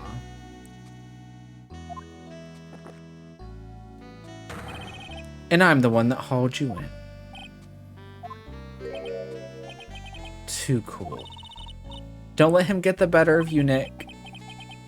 Let's start with the basics. You know about the incident in question, correct? Incident? I don't know nothing about no stinking incident, Mask Boy. You mean you didn't attend the previous trial of Maggie Bird? Maggie who? I've got more important things to do than watch courtroom dramas. Of course. Well, perhaps you could give us your testimony then. I love that the judge is just... He works under his desk now. Please tell us about what you did on the day of the murder. Phoenix Wright. You's the one who set us up, didn't you? You's gonna regret the day you ruffled the tiger's fur. You hear what I'm saying? Maybe I should have brought a diaper with me today. Oh. Not that. Get a grip, Nick. At least I'm not hiding under the table like everybody else. I don't know nothing about no murder. I was tied up with business in December last year. Spent all my time in the office. I got whales lined up to borrow cash from tender lender every single day. You want to check my alibi? Just ask Violetta. Well, she's not here right now. Oh, at last I found my pen. Very well then, Mr. Wright. Your cross-examination. What is it? Please, witness, if you could refrain from shouting out like that. I know the kind of games that guy in the blue plays. That lowlife ain't no lawyer. He just punches away at stupid details till he wins. I mean, that is what we do here. And it works. Lowlife me? Listen up, Smarty. Every time you ask me something that doesn't relate to this case, I'm gonna bill you $50,000 and you're gonna borrow the cash from me. No, that's not how that works here. I don't think it ain't gonna hurt when you tangle with the tiger.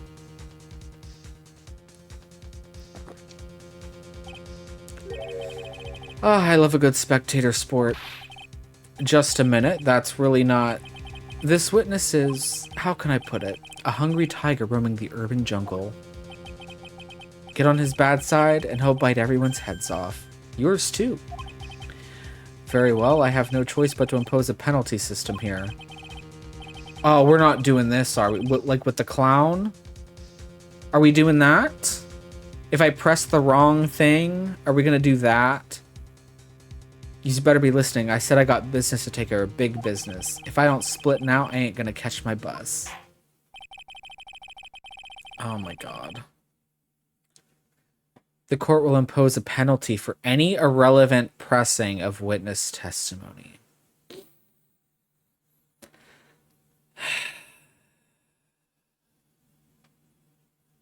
Okay.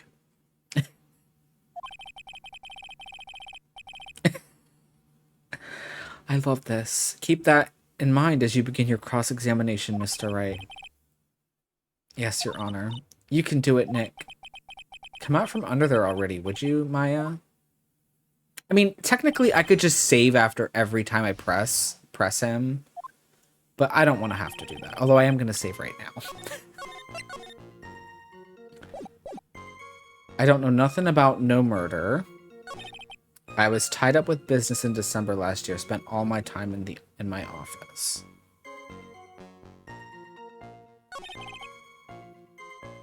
I got whales lined up to borrow cash from tender lender every single day. He's want to check my alibi. Just ask Violetta. Well, Violetta isn't here.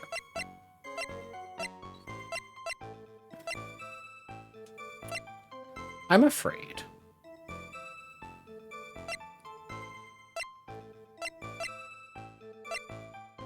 Yeah, true. He's gonna be in prison. We don't have to worry about anything. I mean, we do have this. Are we pressing or are we contradicting? Because those are two different things.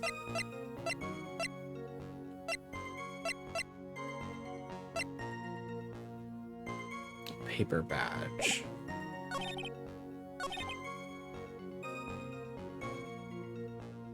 I'm gonna, because remember, this case happened, the first case happened like a month ago, where he impersonated us as the attorney and got Maggie found guilty. So this is a lie, what he's saying right here. Are you sure about that? We're talking about 1 month ago, you know. You see these teeth? That's how sharp my secretary is. Sharp? Is he talking about Viola Cadaverini? I still can't with that last name.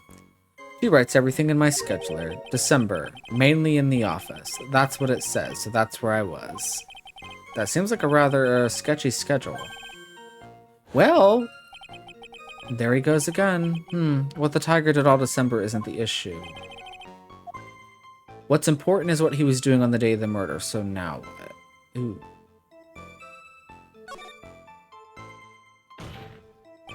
Mr. Tiger, what do you want? If you wouldn't mind going into a bit more detail.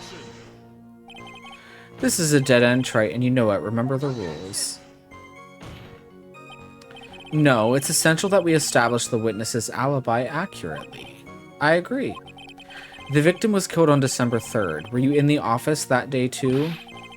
Maybe you say, listen, of course I was. I never set foot outside. I mean, we do have the calendar from the victim. Yeah, the day of the incident, there's a note saying meet with the tiger. So you weren't in the office. I had meetings all day with a bunch of cats wanting to do business with me. I ain't never seen that young kid before. I do believe the witness's last statement was important.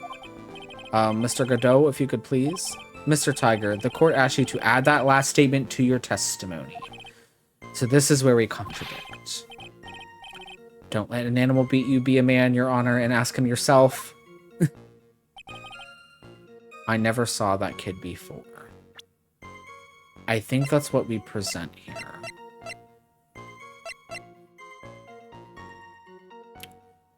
I'm almost positive.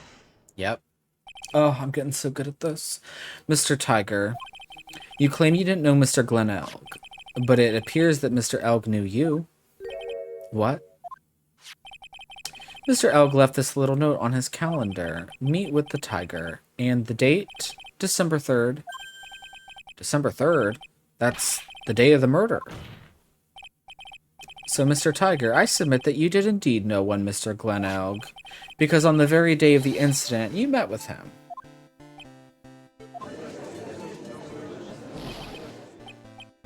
Yeah. Not bad. He's actually not bad. Sorry? I was just messing with you to see how good you were. Did you hear that, Nick? He said you're not bad. That's one compliment I can do without. Plus, he's lying through his teeth. Witness, please remember that you're under oath. Lies will not be tolerated. You's calling me a liar? Is that what you're doing? Ruh-roh. Not the Scooby-Doo. So you're saying that your claim to have never seen that kid before is the truth? I said I'm dead serious. You better believe that's the truth. Ah, then I'd say that gives me the time to enjoy another cup of pure black magic. That is, while you testify for the court again, Mr. Tiger. Oh yes, would you mind indulging the court witness? He never actually met the victim. That's got to be a lie right there.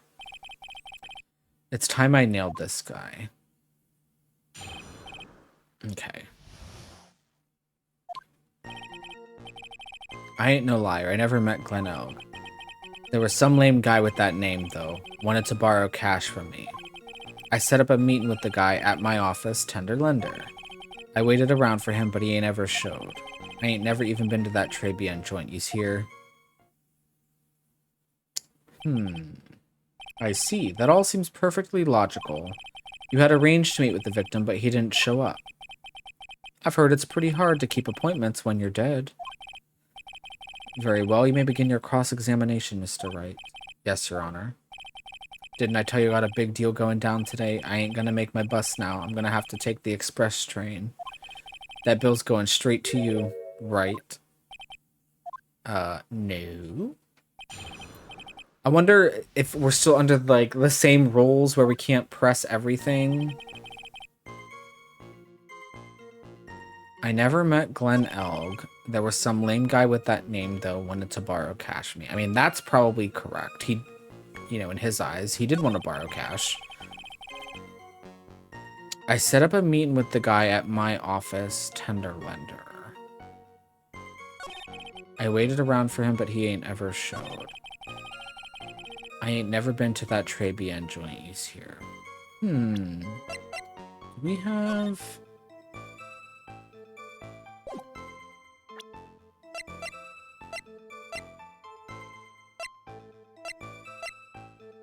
Do we have anything else that shows that they're connected? There's the CD.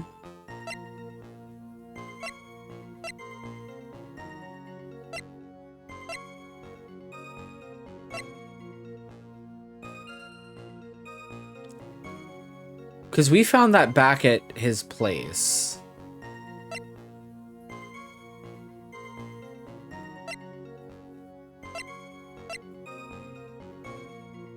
And I ain't never been to that Tribulations joint. Although this was also found there too.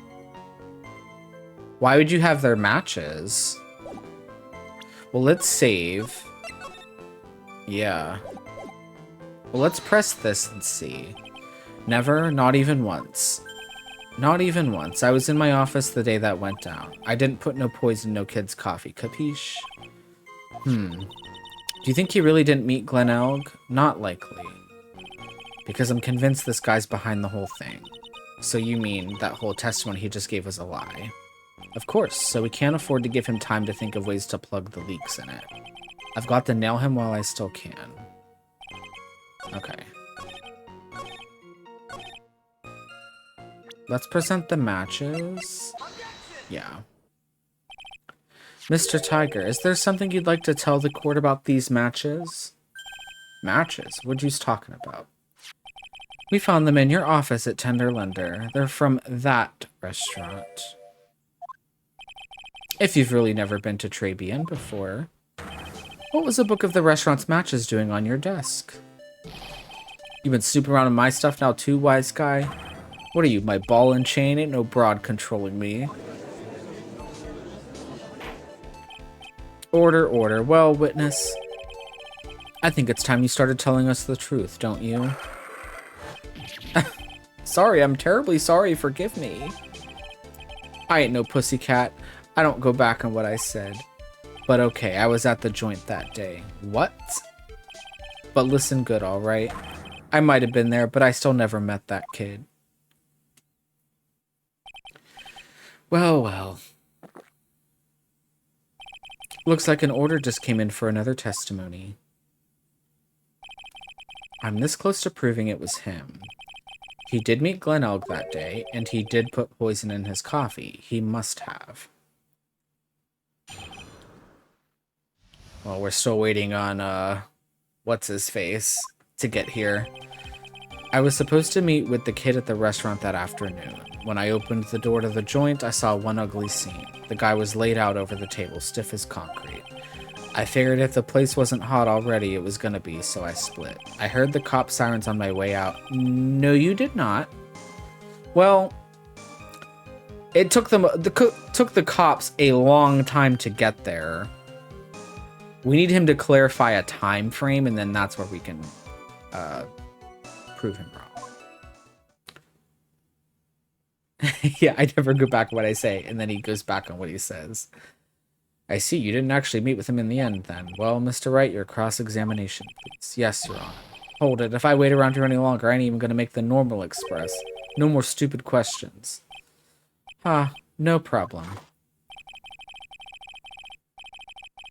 Anytime Trite presses you on something irrelevant, I'll see he pays a penalty. Mr. Godot, that's my job. Your job is to slam that little hammer of yours and call a guilty verdict. So do it. Yes, sir. The special express ain't cheap, right? Just so yous know, since yous payin'. Oh man, doesn't the rule of law mean anything around here? Oh, the rule of law? Are you kidding? Absolutely not. You guys all lie.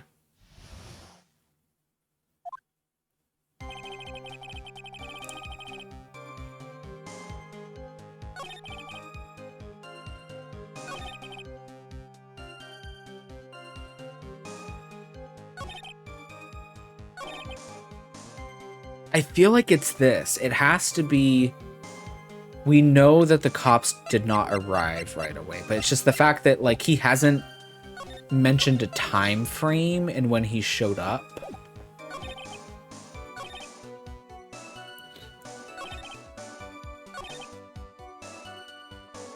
I almost want to press this, because that afternoon, it's like, well, what time? We're gonna try. If I lose the health point, I'll be fine. So the meeting wasn't due to take place at Tenderlender at all, then. That kid was making a fuss about coming into the office. It's always that way when I want to talk about repayment. Even though I got the best punching bag you ever seen if there are any issues. Maybe it's because of the punching bag that people are scared to come. So that's why you decided to meet at Tribulations? Huh. You're going over old ground again, Trite. Sorry. Alright. You will suck down the penalty, Mr. Wright, and you will like it. There we go. There's the double meanings. And it came out of the judge's mouth, which makes it, like, extra creepy.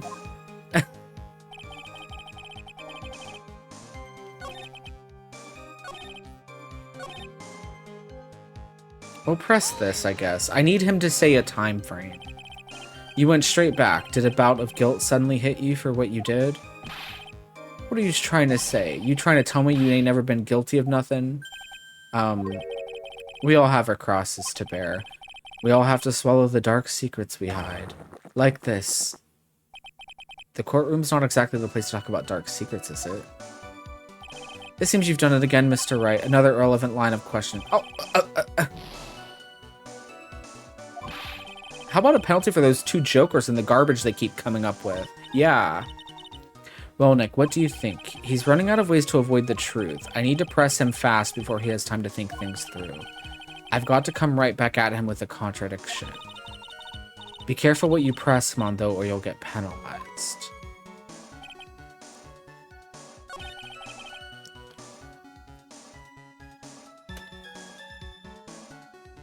I don't know.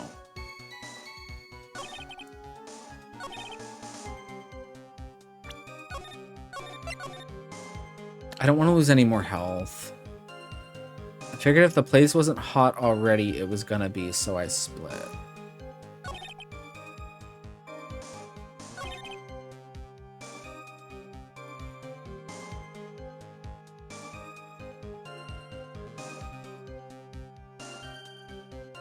Well, the thing is that, from the time that he died to the time that the cop showed up is such a long time that, like, if I can get him, if I can press him on a certain statement and get him to say when he was there, I can contradict it. That's where my mind's kind of thinking, but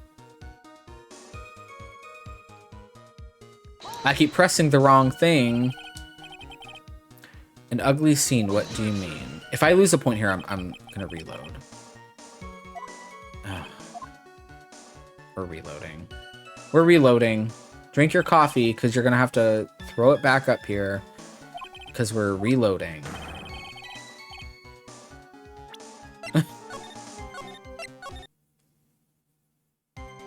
Okay.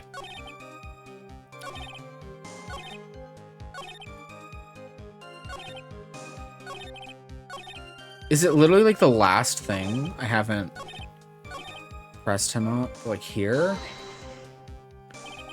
You mean you saw Glen Elg's dead body?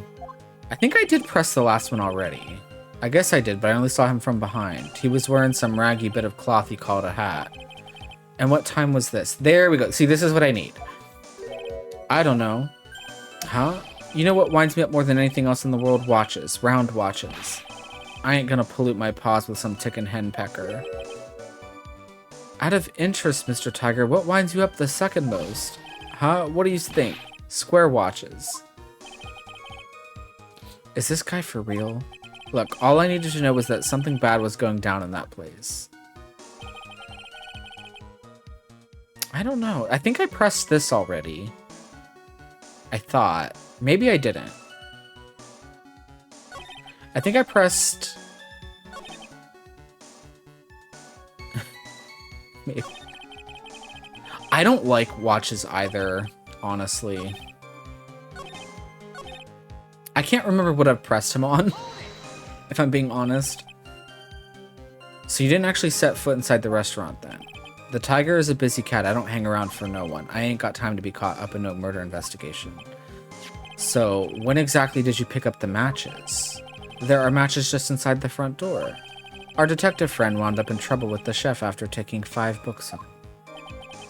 Poor Gumshoe, it's almost enough to make a man cry. Like, I feel like if I could afford one, the Apple Watch would be fine. Because that seems like it's more... less cumbersome. I don't know. But yeah, I'm not a watch person.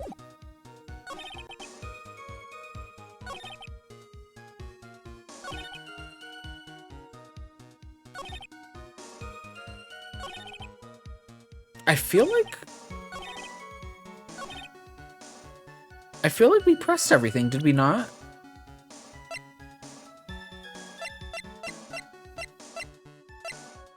I feel like we had to have.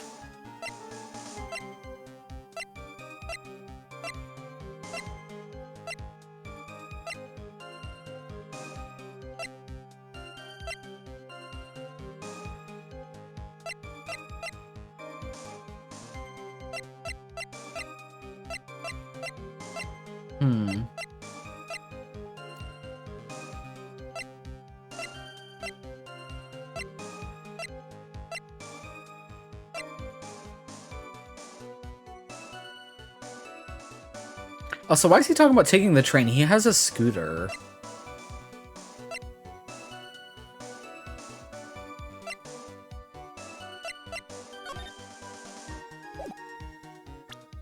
I'm kind of stumped on this one, if I'm being honest.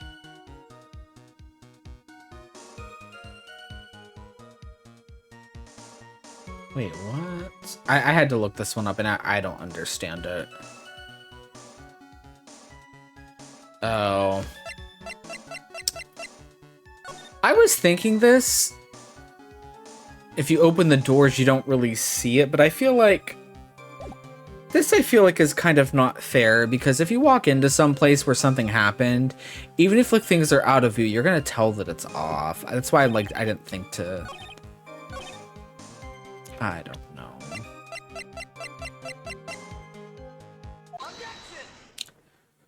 That's just my opinion. You're something of a lone collecting pro, aren't you, Mr. Tiger? No one escapes the tiger's clutches. Well, I'm something of a lie detecting pro. And no one escapes the phoenix's clutches. I think it's time we got something straight. What's this trait? I mean, I guess they could say, well, you had to have walked in far enough to know that, like, there was a dead person, like, hunched over the table, I guess. These are the floor plans of the crime scene. You say you were standing at the entrance, Mr. Tiger? From there, your field of vision would have covered an area something like this. Indeed, the witness would have had a clear view of the victim's seat. Isn't that what I just said? I saw the back of the kid's head. Well, okay, they did catch me there. Unfortunately for you, that is not possible. If the court would think back, you'll remember that between each of the tables is a tall partition. Why, that's true. Now look at the plans again. The truth is painfully obvious. From the entrance, the field of vision of any customer walking in ends here.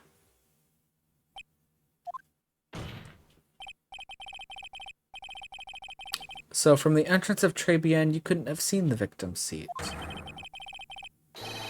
But you did see the victim that day because you met with him. They did, yeah, they did say that. Wrong. Have you forgotten the old man's testimony yesterday? The victim was alone at his table. But the defense just proved that point to be moot. The victim, witnessed by Mr. Kudo, was not Glenn Elg, but a fake. What? In order to have Mr. Kudo falsely testify, the real killer posed as the victim he had just killed and acted out a charade. That will do. This trial has gone on long enough without the obvious question being answered. Who exactly was this real killer who impersonated the victim? You say the killer murdered Glenn Elg, and then impersonated his victim in a performance for Victor Kudo? In that case, Mr. Wright, reveal the identity of this criminal to the court. I feel like I had to look this up. Although it's...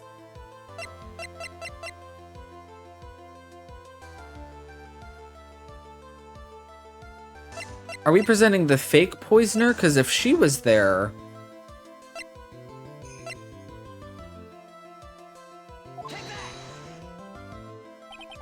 Obviously, the killer is Furio Tiger. No one else could have done it.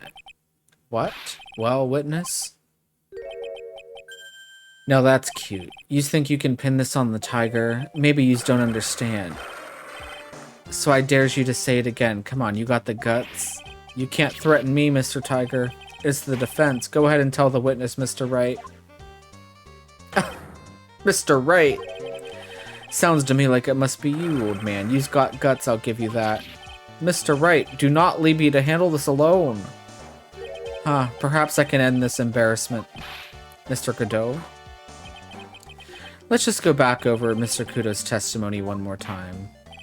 The old man didn't see just the victim. Oh, no, no, no. The servant girl brought him a Javachino, but she put something in it.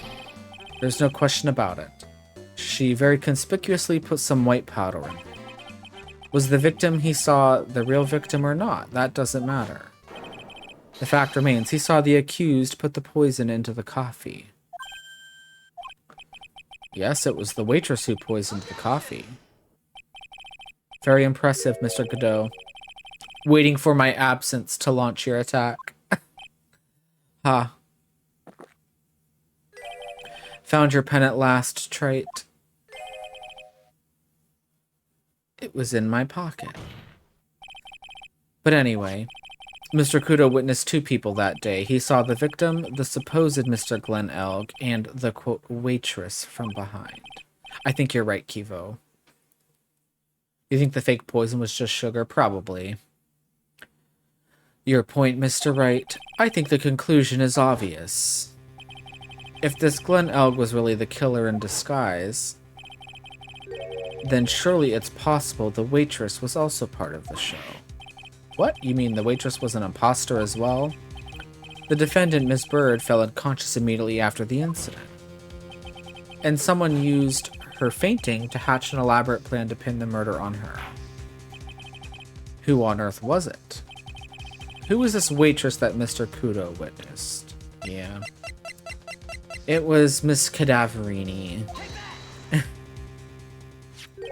Who is this woman? Her name is Viola Cadaverini. She's an employee of Tender Lender. He's making a big mistake. Do you know who Violetta's grandfather is? You better be going home in an armored truck tonight if you know what I mean. Stop shaking, Nick. Where was I? Yes, the defendant, Ms. Bird, has stated the following. Well, when I took the coffee over to the victim's table, it's true there was another customer in the restaurant.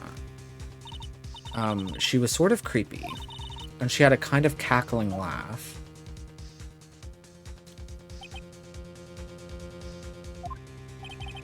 There are just too many contradictions in this case. The second man at the victim's table who nobody but Ms. Bird seems to have seen. The earpiece worn by the victim in his left ear when that eardrum was ruptured. in the radio show he was supposedly listening to half an hour after it was over. There is only one logical explanation that clears up all of these contradictions. The whole incident took place twice, once for real and once for show. And, Mr. Furio Tiger, the only person who could have committed the crime is you.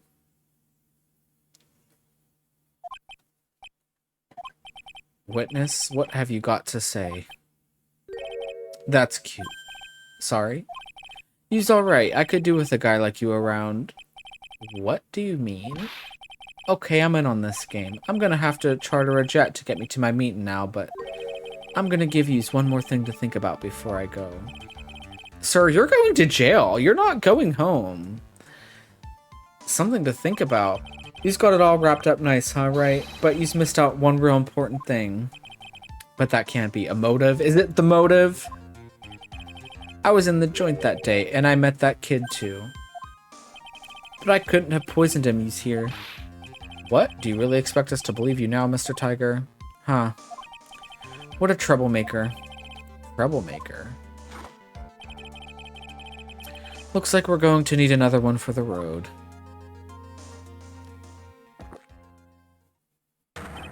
One more steaming cup of hot testimony. Of course. Indeed, witness, you will explain yourself to the court. I will give you one more chance to testify. What happened that day at Tribune between yourself and the victim? Great. Yeah, I loaned out cash, about $100,000. That day, we was due to have a little chat. The kid had hit his payback date, see? So anyway, he tells me he's got no way to pay up. I'm about to flatten the guy when he starts screaming. Yes, I won. $500,000. He got lucky, you know, real lucky. If that waitress hadn't done what she done, everything would have been over. Interesting.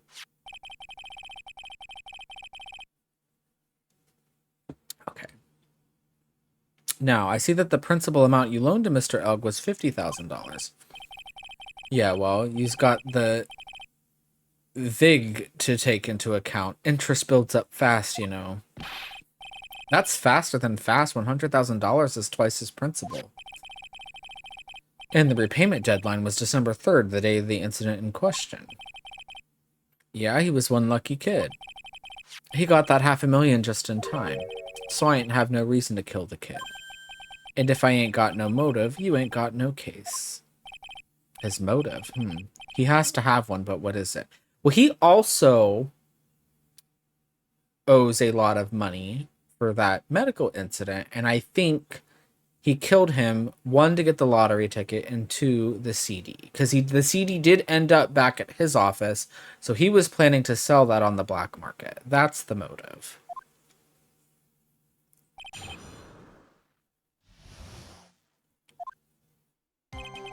Yeah, I loaned out cash about $100,000. Are we going to get penalized here for questioning you again? Because you guys didn't say anything.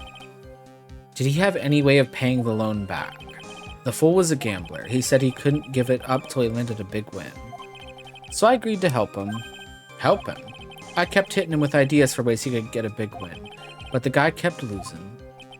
So you were helping him for his sake, or yours. Win through compromise. Yous help me, I help yous. What's the difference? I don't believe this. Nick, would anyone really ever loan money to someone they thought was unreliable? Like, for example, if it were you, I'd only loan you $5 max. Thanks a lot, Maya. That day we was due to have a little chat. That kid had hit his payback date. So how much were you expecting him to pay you back on that day? What do you think? The whole package, $100,000 including interest. Isn't that the interest? That's a real heavyweight punch. Once a client misses a repayment, you call the whole loan in. You want to make it in my world, that's all you's gotta know. And how many times had Mr. Elg been late with his repayments? Once. And how much was he supposed to pay back every month? $50. Sounds like Mr. Elg was in a real sticky spot. Yeah, at $50 a month, he'd never pay that huge loan off. So anyway, he tells me he's got no way to pay up. How much did he have left on his debt? You want it in round figures? About 100,000 bucks. That's the whole amount.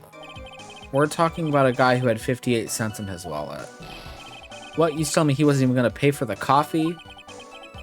He certainly seems to have been a brave man, this Mr. Elg. That guy was smooth, I tell you, real smooth. You'll have your money in less than 5 minutes, that's what he says to me. The guy then calls me the Tender Tiger. He was skating on thin ice with me. I'm about to flatten the guy when he starts screaming. Was that because the guy won the lottery? It was his last chance at a big win. And you can confirm that this is the ticket in question. That's it. The Millionaire Radio Show starts at 1:30 p.m. and runs for 10 minutes. That fixes the time you two met with some accuracy. And the whole scene was acted out again 30 minutes later. And so that Mr. Kudo would see it. I can still see the kid's face now. I ain't never gonna forget it. I won $500,000. He got lucky, you know, real lucky. Was there anyone else in the restaurant at the time? I don't remember. If there was no one there, I'll wear that ridiculous tiger shirt for a month. Mr. Armstrong, Maggie, and if I'm right, Viola Cadaverina were all there at that time. So the victim had intended to repay you from his lottery winnings from the beginning? Seems that way to me. But you wouldn't normally expect to win the lottery, would you? Huh. The undying belief that your next roll will end the worst losing streak you ever had. That's what defines a true gambler. He makes it sound so cool. Don't be tempted, Nick. You haven't got the willpower for it. All I know is the kid took a shot and he got lucky in the end. If that waitress hadn't done what she done, everything would have been over. That's the weird... The waitress, you mean? The girl with the glasses in the defendant's chair. Who else could I be? If she hadn't got in the way, things would have been bada bing, bada boom, over and done with. Maybe I should push a little on this. Let's ask what Maggie did. What exactly are you implying the defendant did? How about you go ask Four Eyes about that $500,000 ticket? She wanted it so bad, she poisoned Elg's coffee. A likely theory. Your word hasn't held water lately, Mr. Tiger.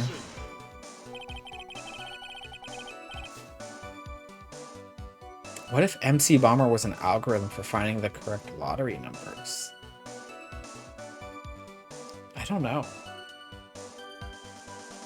Like, do you think he was gonna hack? I mean, that's possible that he knew, like, what the numbers were gonna be. Because it's like, literally, what are the odds that he was gonna win the lottery? Let's not forget this witness was actually at the scene, Trite. The law don't exactly agree with some of the deals I sent down. I couldn't be there when the cop showed up, so I split. I see. Your Honor. The witness's last few statements are worth a good 2 cups of coffee. I concur, Mr. Godot. You will amend your testimony accordingly, witness. So that's what you said after Phoenix, right? Okay. Thanks to what she did, my business with that kid was over. I don't know. The Tiger's trying to pin the crime on Maggie. If I ask him about what he saw, it's only going to damage our case. What do you mean things would have been over and done with? Are you all there or what? I'm talking about the cash. I was there to get my 100,000 bucks back. That's all. I'm a businessman. It was all coming together before that waitress got in the way. As far as I can tell from the witness's testimony, other than recouping his loan, Mr. Tiger had no motive for killing the victim. Well, Mr. Wright, are you happy with the testimony or would you like it amended? Ooh. Can we amend it? I'm not going to get anywhere with the testimony as it stands. Your Honor, the defense would like the testimony amended. Very well. Witness, you will amend your testimony to reflect your recent statements, please. They've never had us do this, like amend an amended statement. There we go. I didn't have no other reason to kill the guy. Are you saying you had no other motives that day? Yeah, so what? Then why didn't you take the lottery ticket when you left? Why do you think? Because of Four Eyes over there. Because of Maggie. He took the CD. How about you go ask Four Eyes about that $500,000 ticket? She wanted it so bad, she poisoned Elg's coffee. A likely theory. You're okay. Okay, we've been through this before. We've been through this before. I just want to... Oh... No, we're gonna leave it. We're gonna leave it. This is the first time where, like, they've had us, like, switch a statement up like this. So the tiger was meeting Glenn to get his money back. If Mr. Elk had just given him the lottery ticket, that would have been the end of it. So what's the tiger's motive? If I don't manage to undermine this testimony, it's all over for us. So I just have to present the CD. And why did he loan him the money in the first place when he knew he couldn't repay him?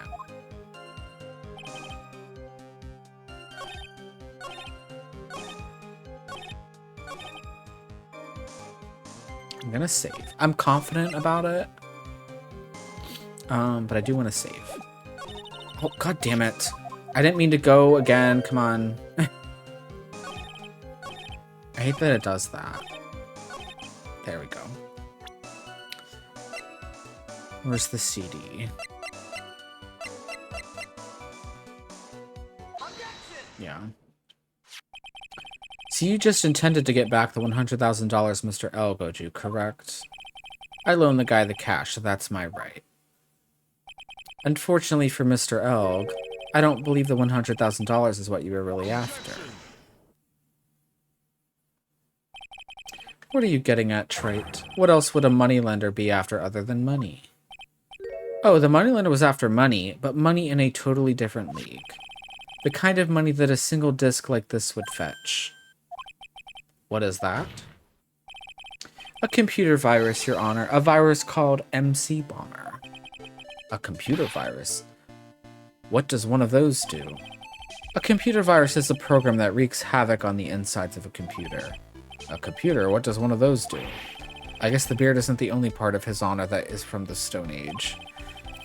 I'll explain it to you later, Your Honor. Right now, this is the important point. A virus like MC Bomber would be worth several $1 million on the black market. Several $1 million?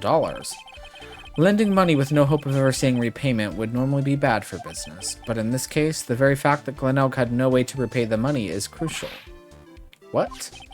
Glen Elg was a programmer, a highly skilled programmer. That skill was the collateral Mr. Elg put up in order to borrow the money.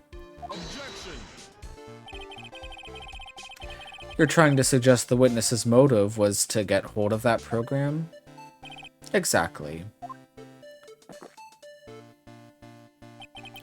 The witness may have poor fashion sense, but he is by no means an idiot, Trent. A man like him could get his hands on $1 million without resorting to murder. Of course he could, provided that he had time. But what if he had needed the money right then? When the pressure's on, the luxury of choice tends to disappear. It seems you have a logical conclusion for this theory, Mr. Wright. Would you care to share it with us?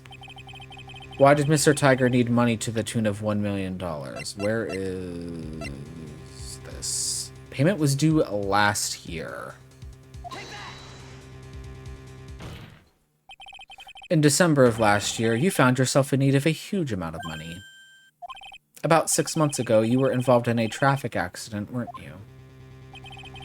An accident involving a car and a scooter in which a young woman was injured. She was taken to the hospital where she underwent surgery. How much of this do you know? These medical papers document the treatment of the young woman in question. According to these, her operation cost $1 million. And yet, when the payment was due last month, you somehow managed to pay it in full. $1 million, a preposterous sum. Someone should sue these HMOs. Literally. Finally, the judge says something I agree with. No one would pay a bill like that. If the medical association got wind of it, the hospital would end up as dead as a morgue. But Mr. Tiger had no choice but to pay, because his very life depended on it. My God. Order, order. You say his life depended on it, Mr. Wright? Indeed it did, simply because the injured woman was none other than Viola Cadaverini. Need a drink. Okay. Did you say Cadaverini? Bruto Cadaverini, mob boss in charge of all underworld activities in the city, and doting grandfather to his precious Violetta, also known as Viola Cadaverini. The way he looks like a zombie. Your life was in danger unless you paid compensation to the boss, correct? It makes sense. You were desperate to acquire that $1 million Bruto Cadaverini demanded of you. So desperate, in fact, that you decided to sacrifice Glen Elg's life to pay your debt. I don't think we need this evidence anymore. I mean, maybe we do. On the day of the murder, Mr. Tiger's sole intention was to get his hands on this CD. Glen Elg had no way of paying back the $100,000, and Mr. Tiger knew it. But then a miracle happened.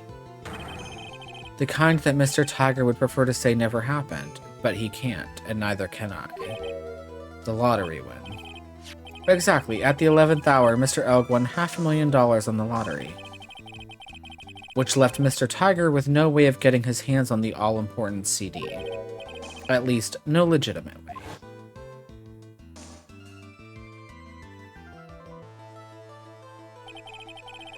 So he resorted to illegitimate means.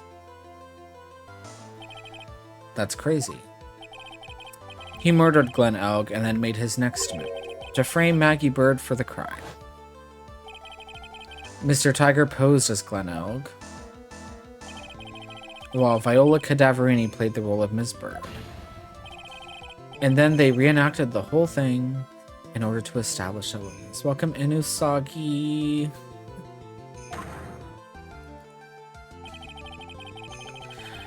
The witness being the one we all heard testify yesterday, Mr. Victor Kudo.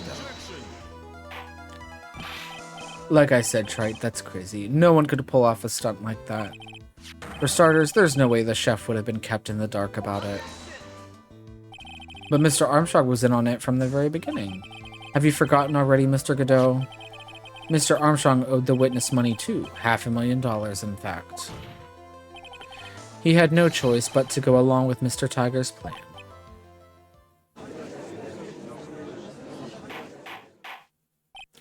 This case is just one giant money laundering scheme. You just put on a good show, Spiky. Oh, and we have to charge him for impersonating a professional. If you just want to stay alive in the loan shark business, you gotta be careful. You saying I dressed up like that kid, created a witness, and framed someone? If I did something crazy like that, I'd leave a trail as bright as my shirt.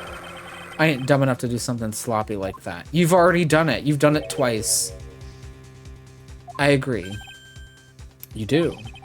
Despite your appearance, you are very careful. That's why you took one more precaution. One more trick to make sure Miss Bird had no way out. What, another one, Mr. Wright? Interesting. Why don't you fill us all in, Trite? 4 health? What was this trick you say Mr. Tiger performed to frame the accused? I guess it's the article. This better be it. This better be it. I swear to God. Stop shaking your head. That's it. And what's the relevance of that, Trite? It's just a little intro. No, I presented the right thing. An intro into what? It seems all this has been an elaborate trick on the part of the... No! He impersonated us! That's the other thing he did to trick her! What?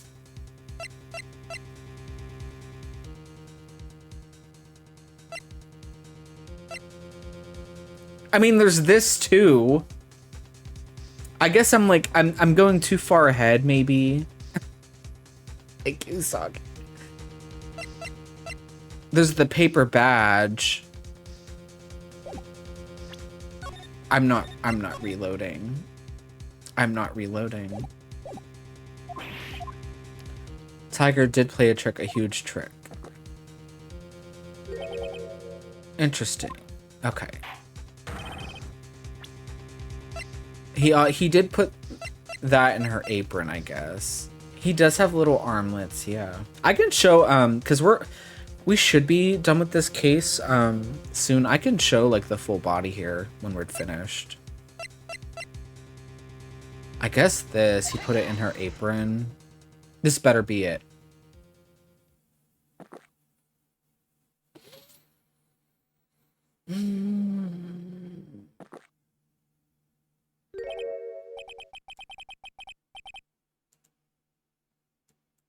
Bullies. These are high school fucking bullies. And they want to come at me and say, you're 29 years old, how you're acting?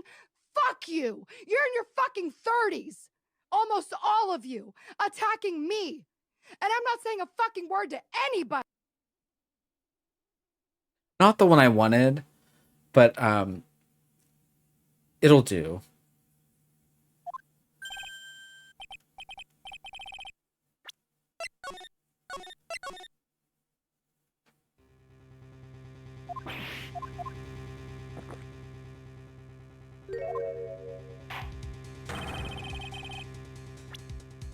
How it literally everything I have. Is it the badge?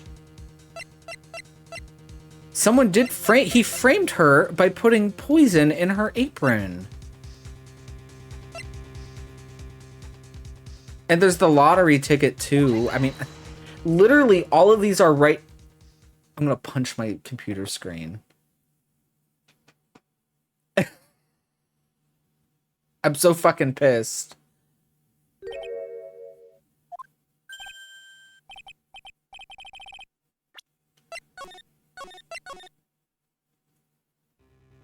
Is it? This is, I mentioned this earlier, like the game sometimes like wants you to pick something even though there's other valid options. This is what I'm talking about.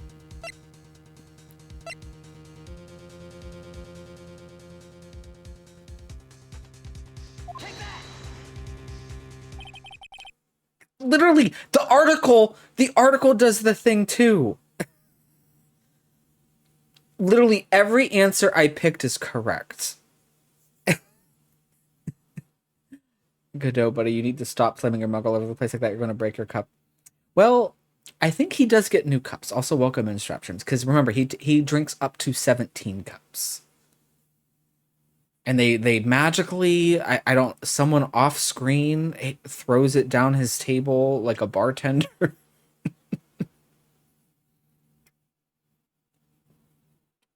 I kind of miss Von Karma and her whips, honestly. Yeah, they're all right. Like, the article showing that I was being impersonated is there. I guess it's like, well, we want actual proof. And I guess, okay, I get it, the paper badge. But also, he put poison in her pocket. And also, he put the ticket in her pocket. Godot has a kidney stone in his future. Well, that kind of scares me because I drink a lot of coffee as well. What an insult to think anyone could be foolish by such a childish imitation. You were fooled. You were fooled. Consider yourself insulted, Your Honor. Literally. Also, I miss Edgeworth too. It's been, what, 3 cases now? I miss Edgeworth.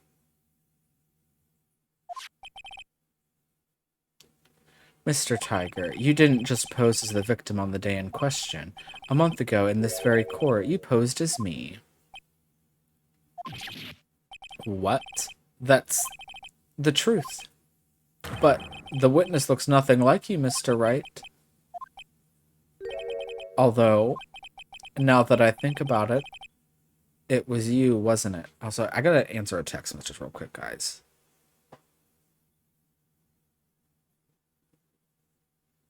Hold on.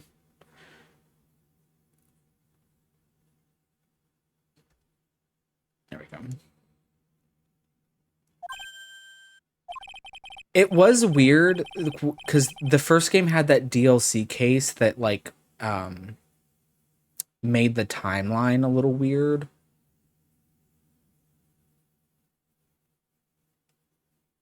But yeah, I think he's abroad right now. And then he did get a couple spin-off games, but apparently like only one of them was ever localized and it was only on like iPhone or something. The Phoenix Wright who put up the most disreputable, shabby defense I had ever seen. Not the judge getting his music. This is not your moment. Can you prove that, Gramps? Prove the attorney who represented the accused here a month ago was this man? Are you prepared to take the stand and testify that it was him? Yeah, Gramps. Hey. Forget about it, yeah? I wouldn't do something like that, not me. You made a mistake, right? It was someone else, huh? Have you no pride, sir? See, there's a brand new cup. This isn't a matter of pride. And in case you didn't know, Trite, here in court, we deal with people's lives. I have no idea what's going on. Mr. Like, we are just arguing about nothing. Speaking for myself, I am absolutely convinced. The attorney in question was the witness standing before me. However, I preside over this court as the judge, with the vested power to hand down a verdict. Someone in my position cannot be swayed by a memory without evidence to support it. God. If the defense has no further evidence, the court will now excuse the witness. The circumstances surrounding Mr. Tiger are dubious for sure, but not conclusive. But we've come so far. You say he impersonated Glen Elg, you say he impersonated you, but none of that adds up to a murder charge. You don't have a shred of evidence that the witness poisoned the victim's coffee. I mean, we're waiting on that, actually. Sucks to be you, right? Don't mess with the tiger, or you're gonna get mauled. You've got that. All we managed to do here was chase him around a bit. But I was so close to getting him to admit his own guilt. Godot and his ex-fantasy cosplay outfit looking like Cyclops' cousin that works as a barista, but secretly dreams of practicing law and is called Triclops. I kind of like Godot, though. I love that he doesn't care about winning. Looks like I won't be needing a refill. If I had just one more piece of evidence, and maybe I could get Maggie off the hook. Yeah, we're waiting on that. This witness's cross-examination is over. You are free to go, Mr. Tiger. Yep, I knew it. I knew it. Your Honor, sir. There we go. Wait, detective. Detective Gumshoe? Sorry I took so long, pal. I staked everything on this. My badge, the works. So here it is. My heart's counting on this. What is it, detective? Isn't it obvious, pal? It's the final decisive piece of evidence. The drama.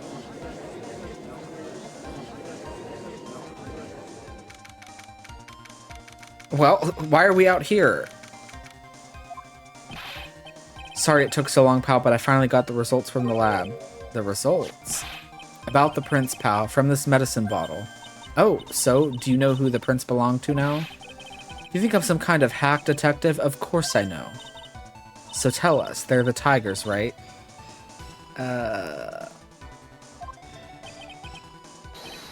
Okay, you bet. I was like, this better not be some other twist. Clear as crystal all over the bottle. They're Furio Tiger's paw prints, all right. That's great, we've got him now, Nick. What's wrong with you? You've hardly said a word since Detective Gumshoe got here. He's laid everything on the line for this, Nick. I know. Look, I'm sorry. This is kind of hard to say, but it really doesn't make any difference whose prints are on that bottle now. What? Why not? What we need to produce at this stage in the trial is irrefutable evidence that the tiger put poison in Glen Elk's coffee. He's already admitted that he met the victim. The fact that his prints are on this bottle, that really doesn't make any difference now. I knew it. Great. No matter how hard I try, I'm never of any use. Aww. Hey, don't be so hard on yourself. This is our last chance to help Maggie, and I've been working on some useless piece of evidence the whole time. It's alright. I'm a real loser. It's not breaking news to me, pal. Detective. Gumshoe? Maggie? You've been working on something for me? Sorry I let you down, Maggie. I know you didn't do it. And I'm a detective. We're supposed to be able to prove stuff like that. I'm really sorry. Oh, now I'm getting kind of sad. Detective Gumshoe, wait. He's gone. Isn't there anything we can do now, Nick? I wish there was. Gumshoe worked so hard to get that evidence. If only there was some way I could use it.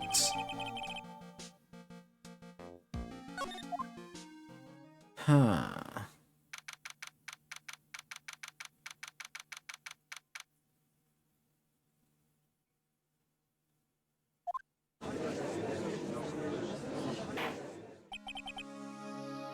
Mr. Wright.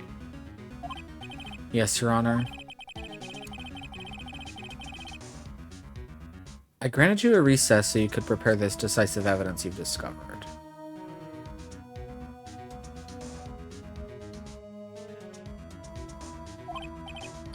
Yes.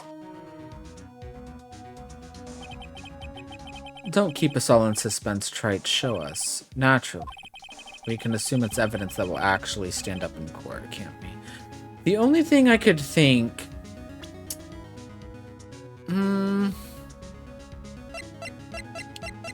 Because it's like, why would he have taken the medicine in the first place? And the analysis did come back that it was eardrops. But like, what if like the bottles were swapped too? Like, what if this was the medicine bottle and he swapped out and put poison in it? I don't know. Like, there has to be something here that, like a phony, everything in this case has been about phonies, basically. And that's the only thing I can, like, think about of why he would switch it out like that. But it's still, you weren't supposed to take the medicine by dropping it into your coffee either. It goes in your ear. Don't let Gumshoe's hard work go to waste. How much more of my time are you gonna waste? I ain't been to no court before. But yous lawyers sure know how to blow things out of proportion. No doubt, given the nature of the evidence, it will speak for itself. Nevertheless, you will talk us through it, Mr. Wright.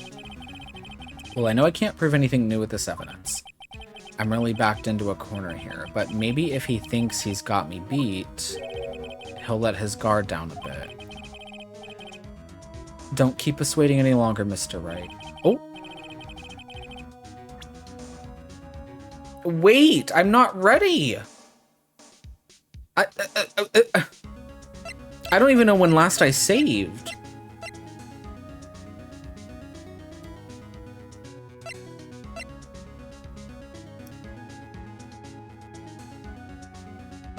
Final decisive piece of evidence?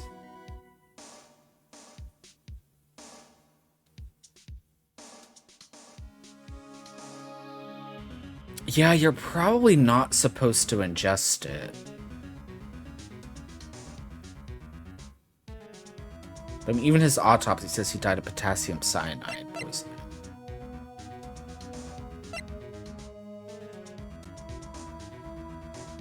Yeah, so it's been a while since I've saved. I want to make a guess, and then I'm gonna look at what the answer is, I think, because I'm kind of annoyed now.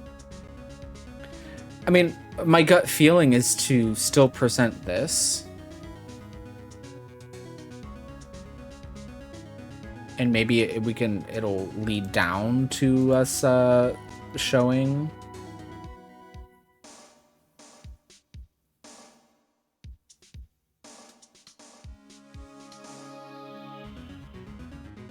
Yeah, it's a small bottle. Okay. I'm doing it. We'll see. This is the defense's final piece of evidence. Isn't that the victim's? Your Honor. Naturally, the court is already aware of the contents of this bottle. However, interesting new information has come to light. We have clearly identified some fingerprints on it. Fingerprints belonging to you, Mr. Tiger. What? But Mr. Wright, what conclusion are you hoping to draw from this new information? Everyone in here knows what this bottle contains, except one man. One person in this courtroom should theoretically be in the dark. Also, I'm going to save. My prints are on that pansy-looking bottle. Is that what you saying? Excuse me? Well, what the hell's in it anyway? A phony trowel, a phony lawyer, and phony clues. I'm right! A phony medicine bottle. Everything about this case has been phony. Seems like the perfect excuse for some phony evidence. Mr. Tiger, this is the decisive piece of evidence that will prove your guilt. Why? Because it contains potassium cyanide. This bottle contains potassium cyanide. Are we lying? Potassium cyanide. The poison used to murder Mr. Elg, Your Honor. The victim's killer used this very bottle. And on this bottle, Mr. Tiger, we found your fingerprints. Well, how do you explain that? You'd make a good clown, you know that? What? Yous ain't never gonna get this to stick. You's just making me laugh now. You think a cheap bluff like that is gonna fool the tiger? A bluff? I can see straight through you, Phoenix Wright. That ain't the bottle with the cyanide in it. No, this is the bottle we found traces of the poison in. So he's gonna say that's not the bottle because this is the bottle, and then that's gonna show that he was the killer. Don't mess with the tiger or you're gonna get ripped to shreds. The cyanide bottle was brown, and it was made of glass. Oh! That cheap piece of trash don't look nothing like it.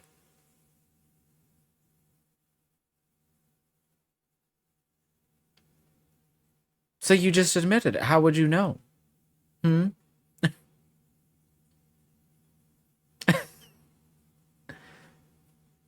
Everybody's silent. Got him at last. What? Why is everyone gone quiet? I said that bottle. Is this the bottle you're referring to? Yeah, that's it. That's the bottle the cyanide was in. But you ain't gonna find my prints on that bottle. Don't let that cozy looking suit fool you people. That lawyer's just playing games. Tell him, Mr. Prosecutor. Tell that guy where to go. You still haven't figured it out? Don't you realize what you just said? What I said? What did I just say? You were summoned to this court for the first time earlier today. If you really had nothing to do with the murder, you shouldn't have known all the little details. For instance, you shouldn't have known what kind of bottle the potassium cyanide was in. But just now, you slipped up in front of every single person in this courtroom. You described the exact bottle used by the killer to hold the poison. You just don't know who he's messing with. I'm the tiger. I control millions of dollars on the black market. You think I'm gonna let some jumped up suit get the better of me? Sure, the last piece of evidence was phony. But that's just what you deserve. The phony trial with a phony lawyer. It was all played out by you. The biggest phony of all.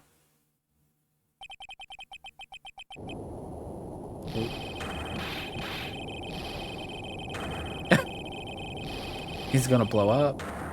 Oh! Get me out of here.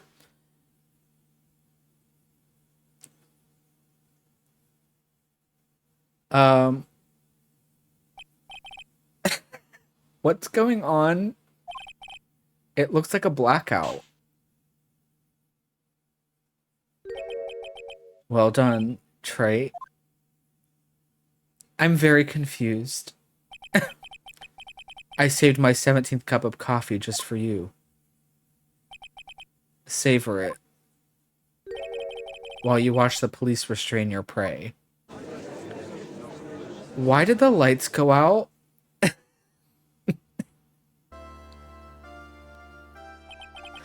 Mr. Wright, you caught a tiger by his toe, but if this one hollers, he won't be let go. Now then, how are things going with Mr. Tiger, Mr. Godot? He is being arrested on suspicion of the murder of Glen Elg, Your Honor. Fortunately for us, we managed to rectify a very grave error. Ms. Bird was found guilty in the absence of a genuine defense attorney. Yes, she was. And in the absence of genuine evidence. But the tiger made one mistake, indeed.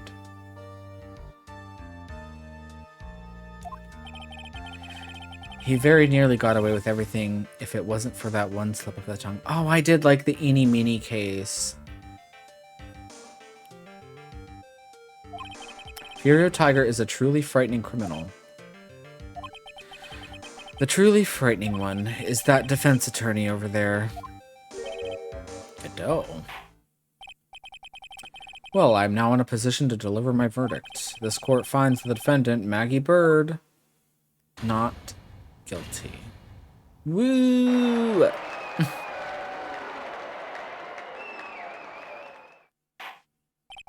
That is all. This court is adjourned. We did it. Finally.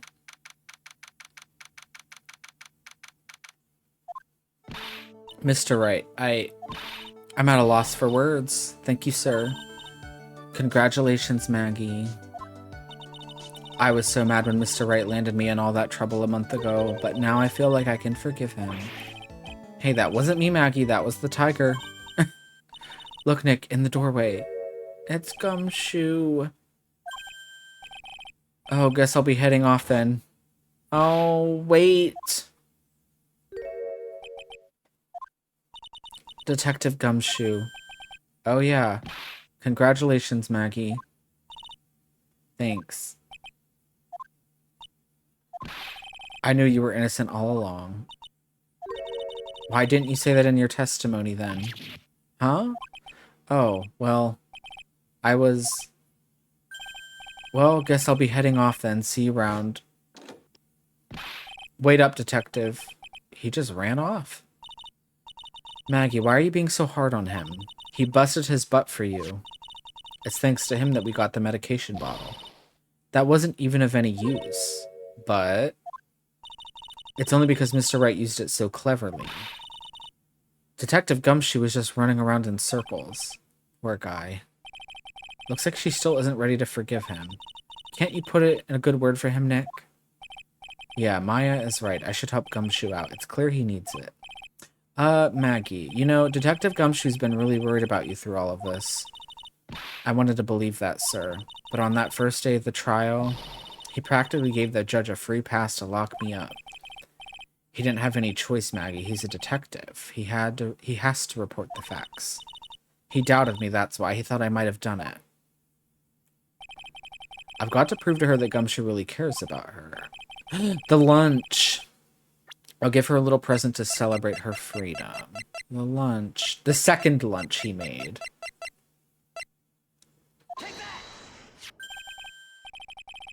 Here you are, a present to celebrate your freedom. That's a present from Detective Gumshoe made with a ton of love. He said you lost weight and he was worried about you. Detective Gumshoe? I actually really like weenies, you know? Oh. Did you guys hear that?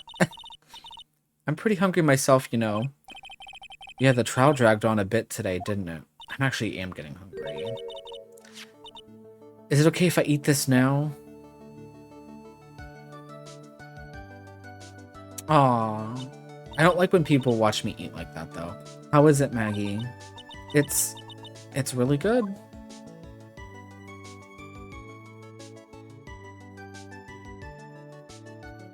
So the case of phony versus genuine comes to an end. The false allegations surrounding Maggie have all been cleared up. Damn. Who knows? Maybe a whole new chapter of her life is about to start. I don't know. We've had to defend her twice now.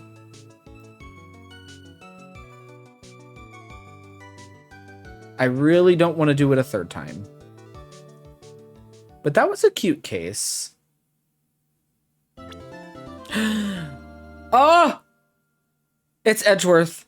Oh my god. Oh my god. It's Edgeworth. Oh my god. Which we will start on Tuesday. Um he's worth everything. He's my bratty bottom. That's my nickname for him. And that is trademarked. But yeah, we will continue this on Tuesday. I'm excited. I'm glad that he's coming back. Yeah. Will he be will he be the prosecutor? Will we be defending him again? Like we have no idea what's about to happen. So we shall see. But yeah, this was fun. I'm gonna be continuing Zelda Breath of the Wild on Saturday. We're gonna be doing that Saturday and Sunday, and then we will continue this on Tuesday. Around 7 p.m. ish Eastern time. And thank you for redeeming that shop. Yeah, people are forgetting to redeem the first redemption. You did it. But yeah. Also, I don't know if Usagi's still here. I said I would show my full model. Give me just a sec though. Because I can't remember. I guess I could just redeem it. Hold on. The jacket toggle. Because that one, there's not a timer. It's literally just taking it off and putting it back on. But yeah, here's... Oh, wait, I can't move my model. Hold on. I have to unpin myself. There we go. See, he's got that. My jacket, the boots. But yeah, he does have like... It's very K-pop boy band-esque. Oh, now it's on cooldown. Well, you saw part of the straps. That's what's important. Wait, what not again, kitten? Oh, me accidentally revealing myself. I would never do that again. That slip I had never happened. Yeah, let's go find someone to raid. I'm excited for this week. I'm more excited for next week. So I guess what I'm gonna have to do, so we're gonna do Zelda this weekend, and then next weekend I'm gonna be playing the Peach game. So we'll have to be taking a break from Zelda, I guess. Which will be fine. And again, I have no idea how long the Peach game's gonna be. Oh, not me typing in Twitch wrong. Let's go find someone to raid. I wish I could have I like I said, I try to spread out rating. I do want to watch Trashy tonight because she's playing the first Resident Evil, which I definitely recommend if you even vaguely like horror. I played that on stream a couple months ago and really enjoyed it. But yeah, let's go. I think I don't get to raid them too often because I think they normally stream earlier than me, but Witch Doctor is another VTuber and they are playing Ghost of Tsushima. And they are a very cozy, fun, relaxing stream. I hate that an ad is playing right now. This always happens like when I'm getting near the end of stream. I'm gonna wait till the ad ends. I hate that it does this. Can I riff for a minute? I think I can. But yeah, I'm debating because the Peach game comes out on Friday and I am a kid on Christmas, or if I know Christmas is coming, like I'm just like I don't know if I can torture myself waiting another day. I know Fridays, like a lot of people stream on Fridays, but really, are we playing part of what the demo showed me? I think too, if I am guessing correctly, so I might still do that. So if you saw me play the demo, you probably aren't gonna miss too much. Maybe the demo was kind of short though. But I don't know.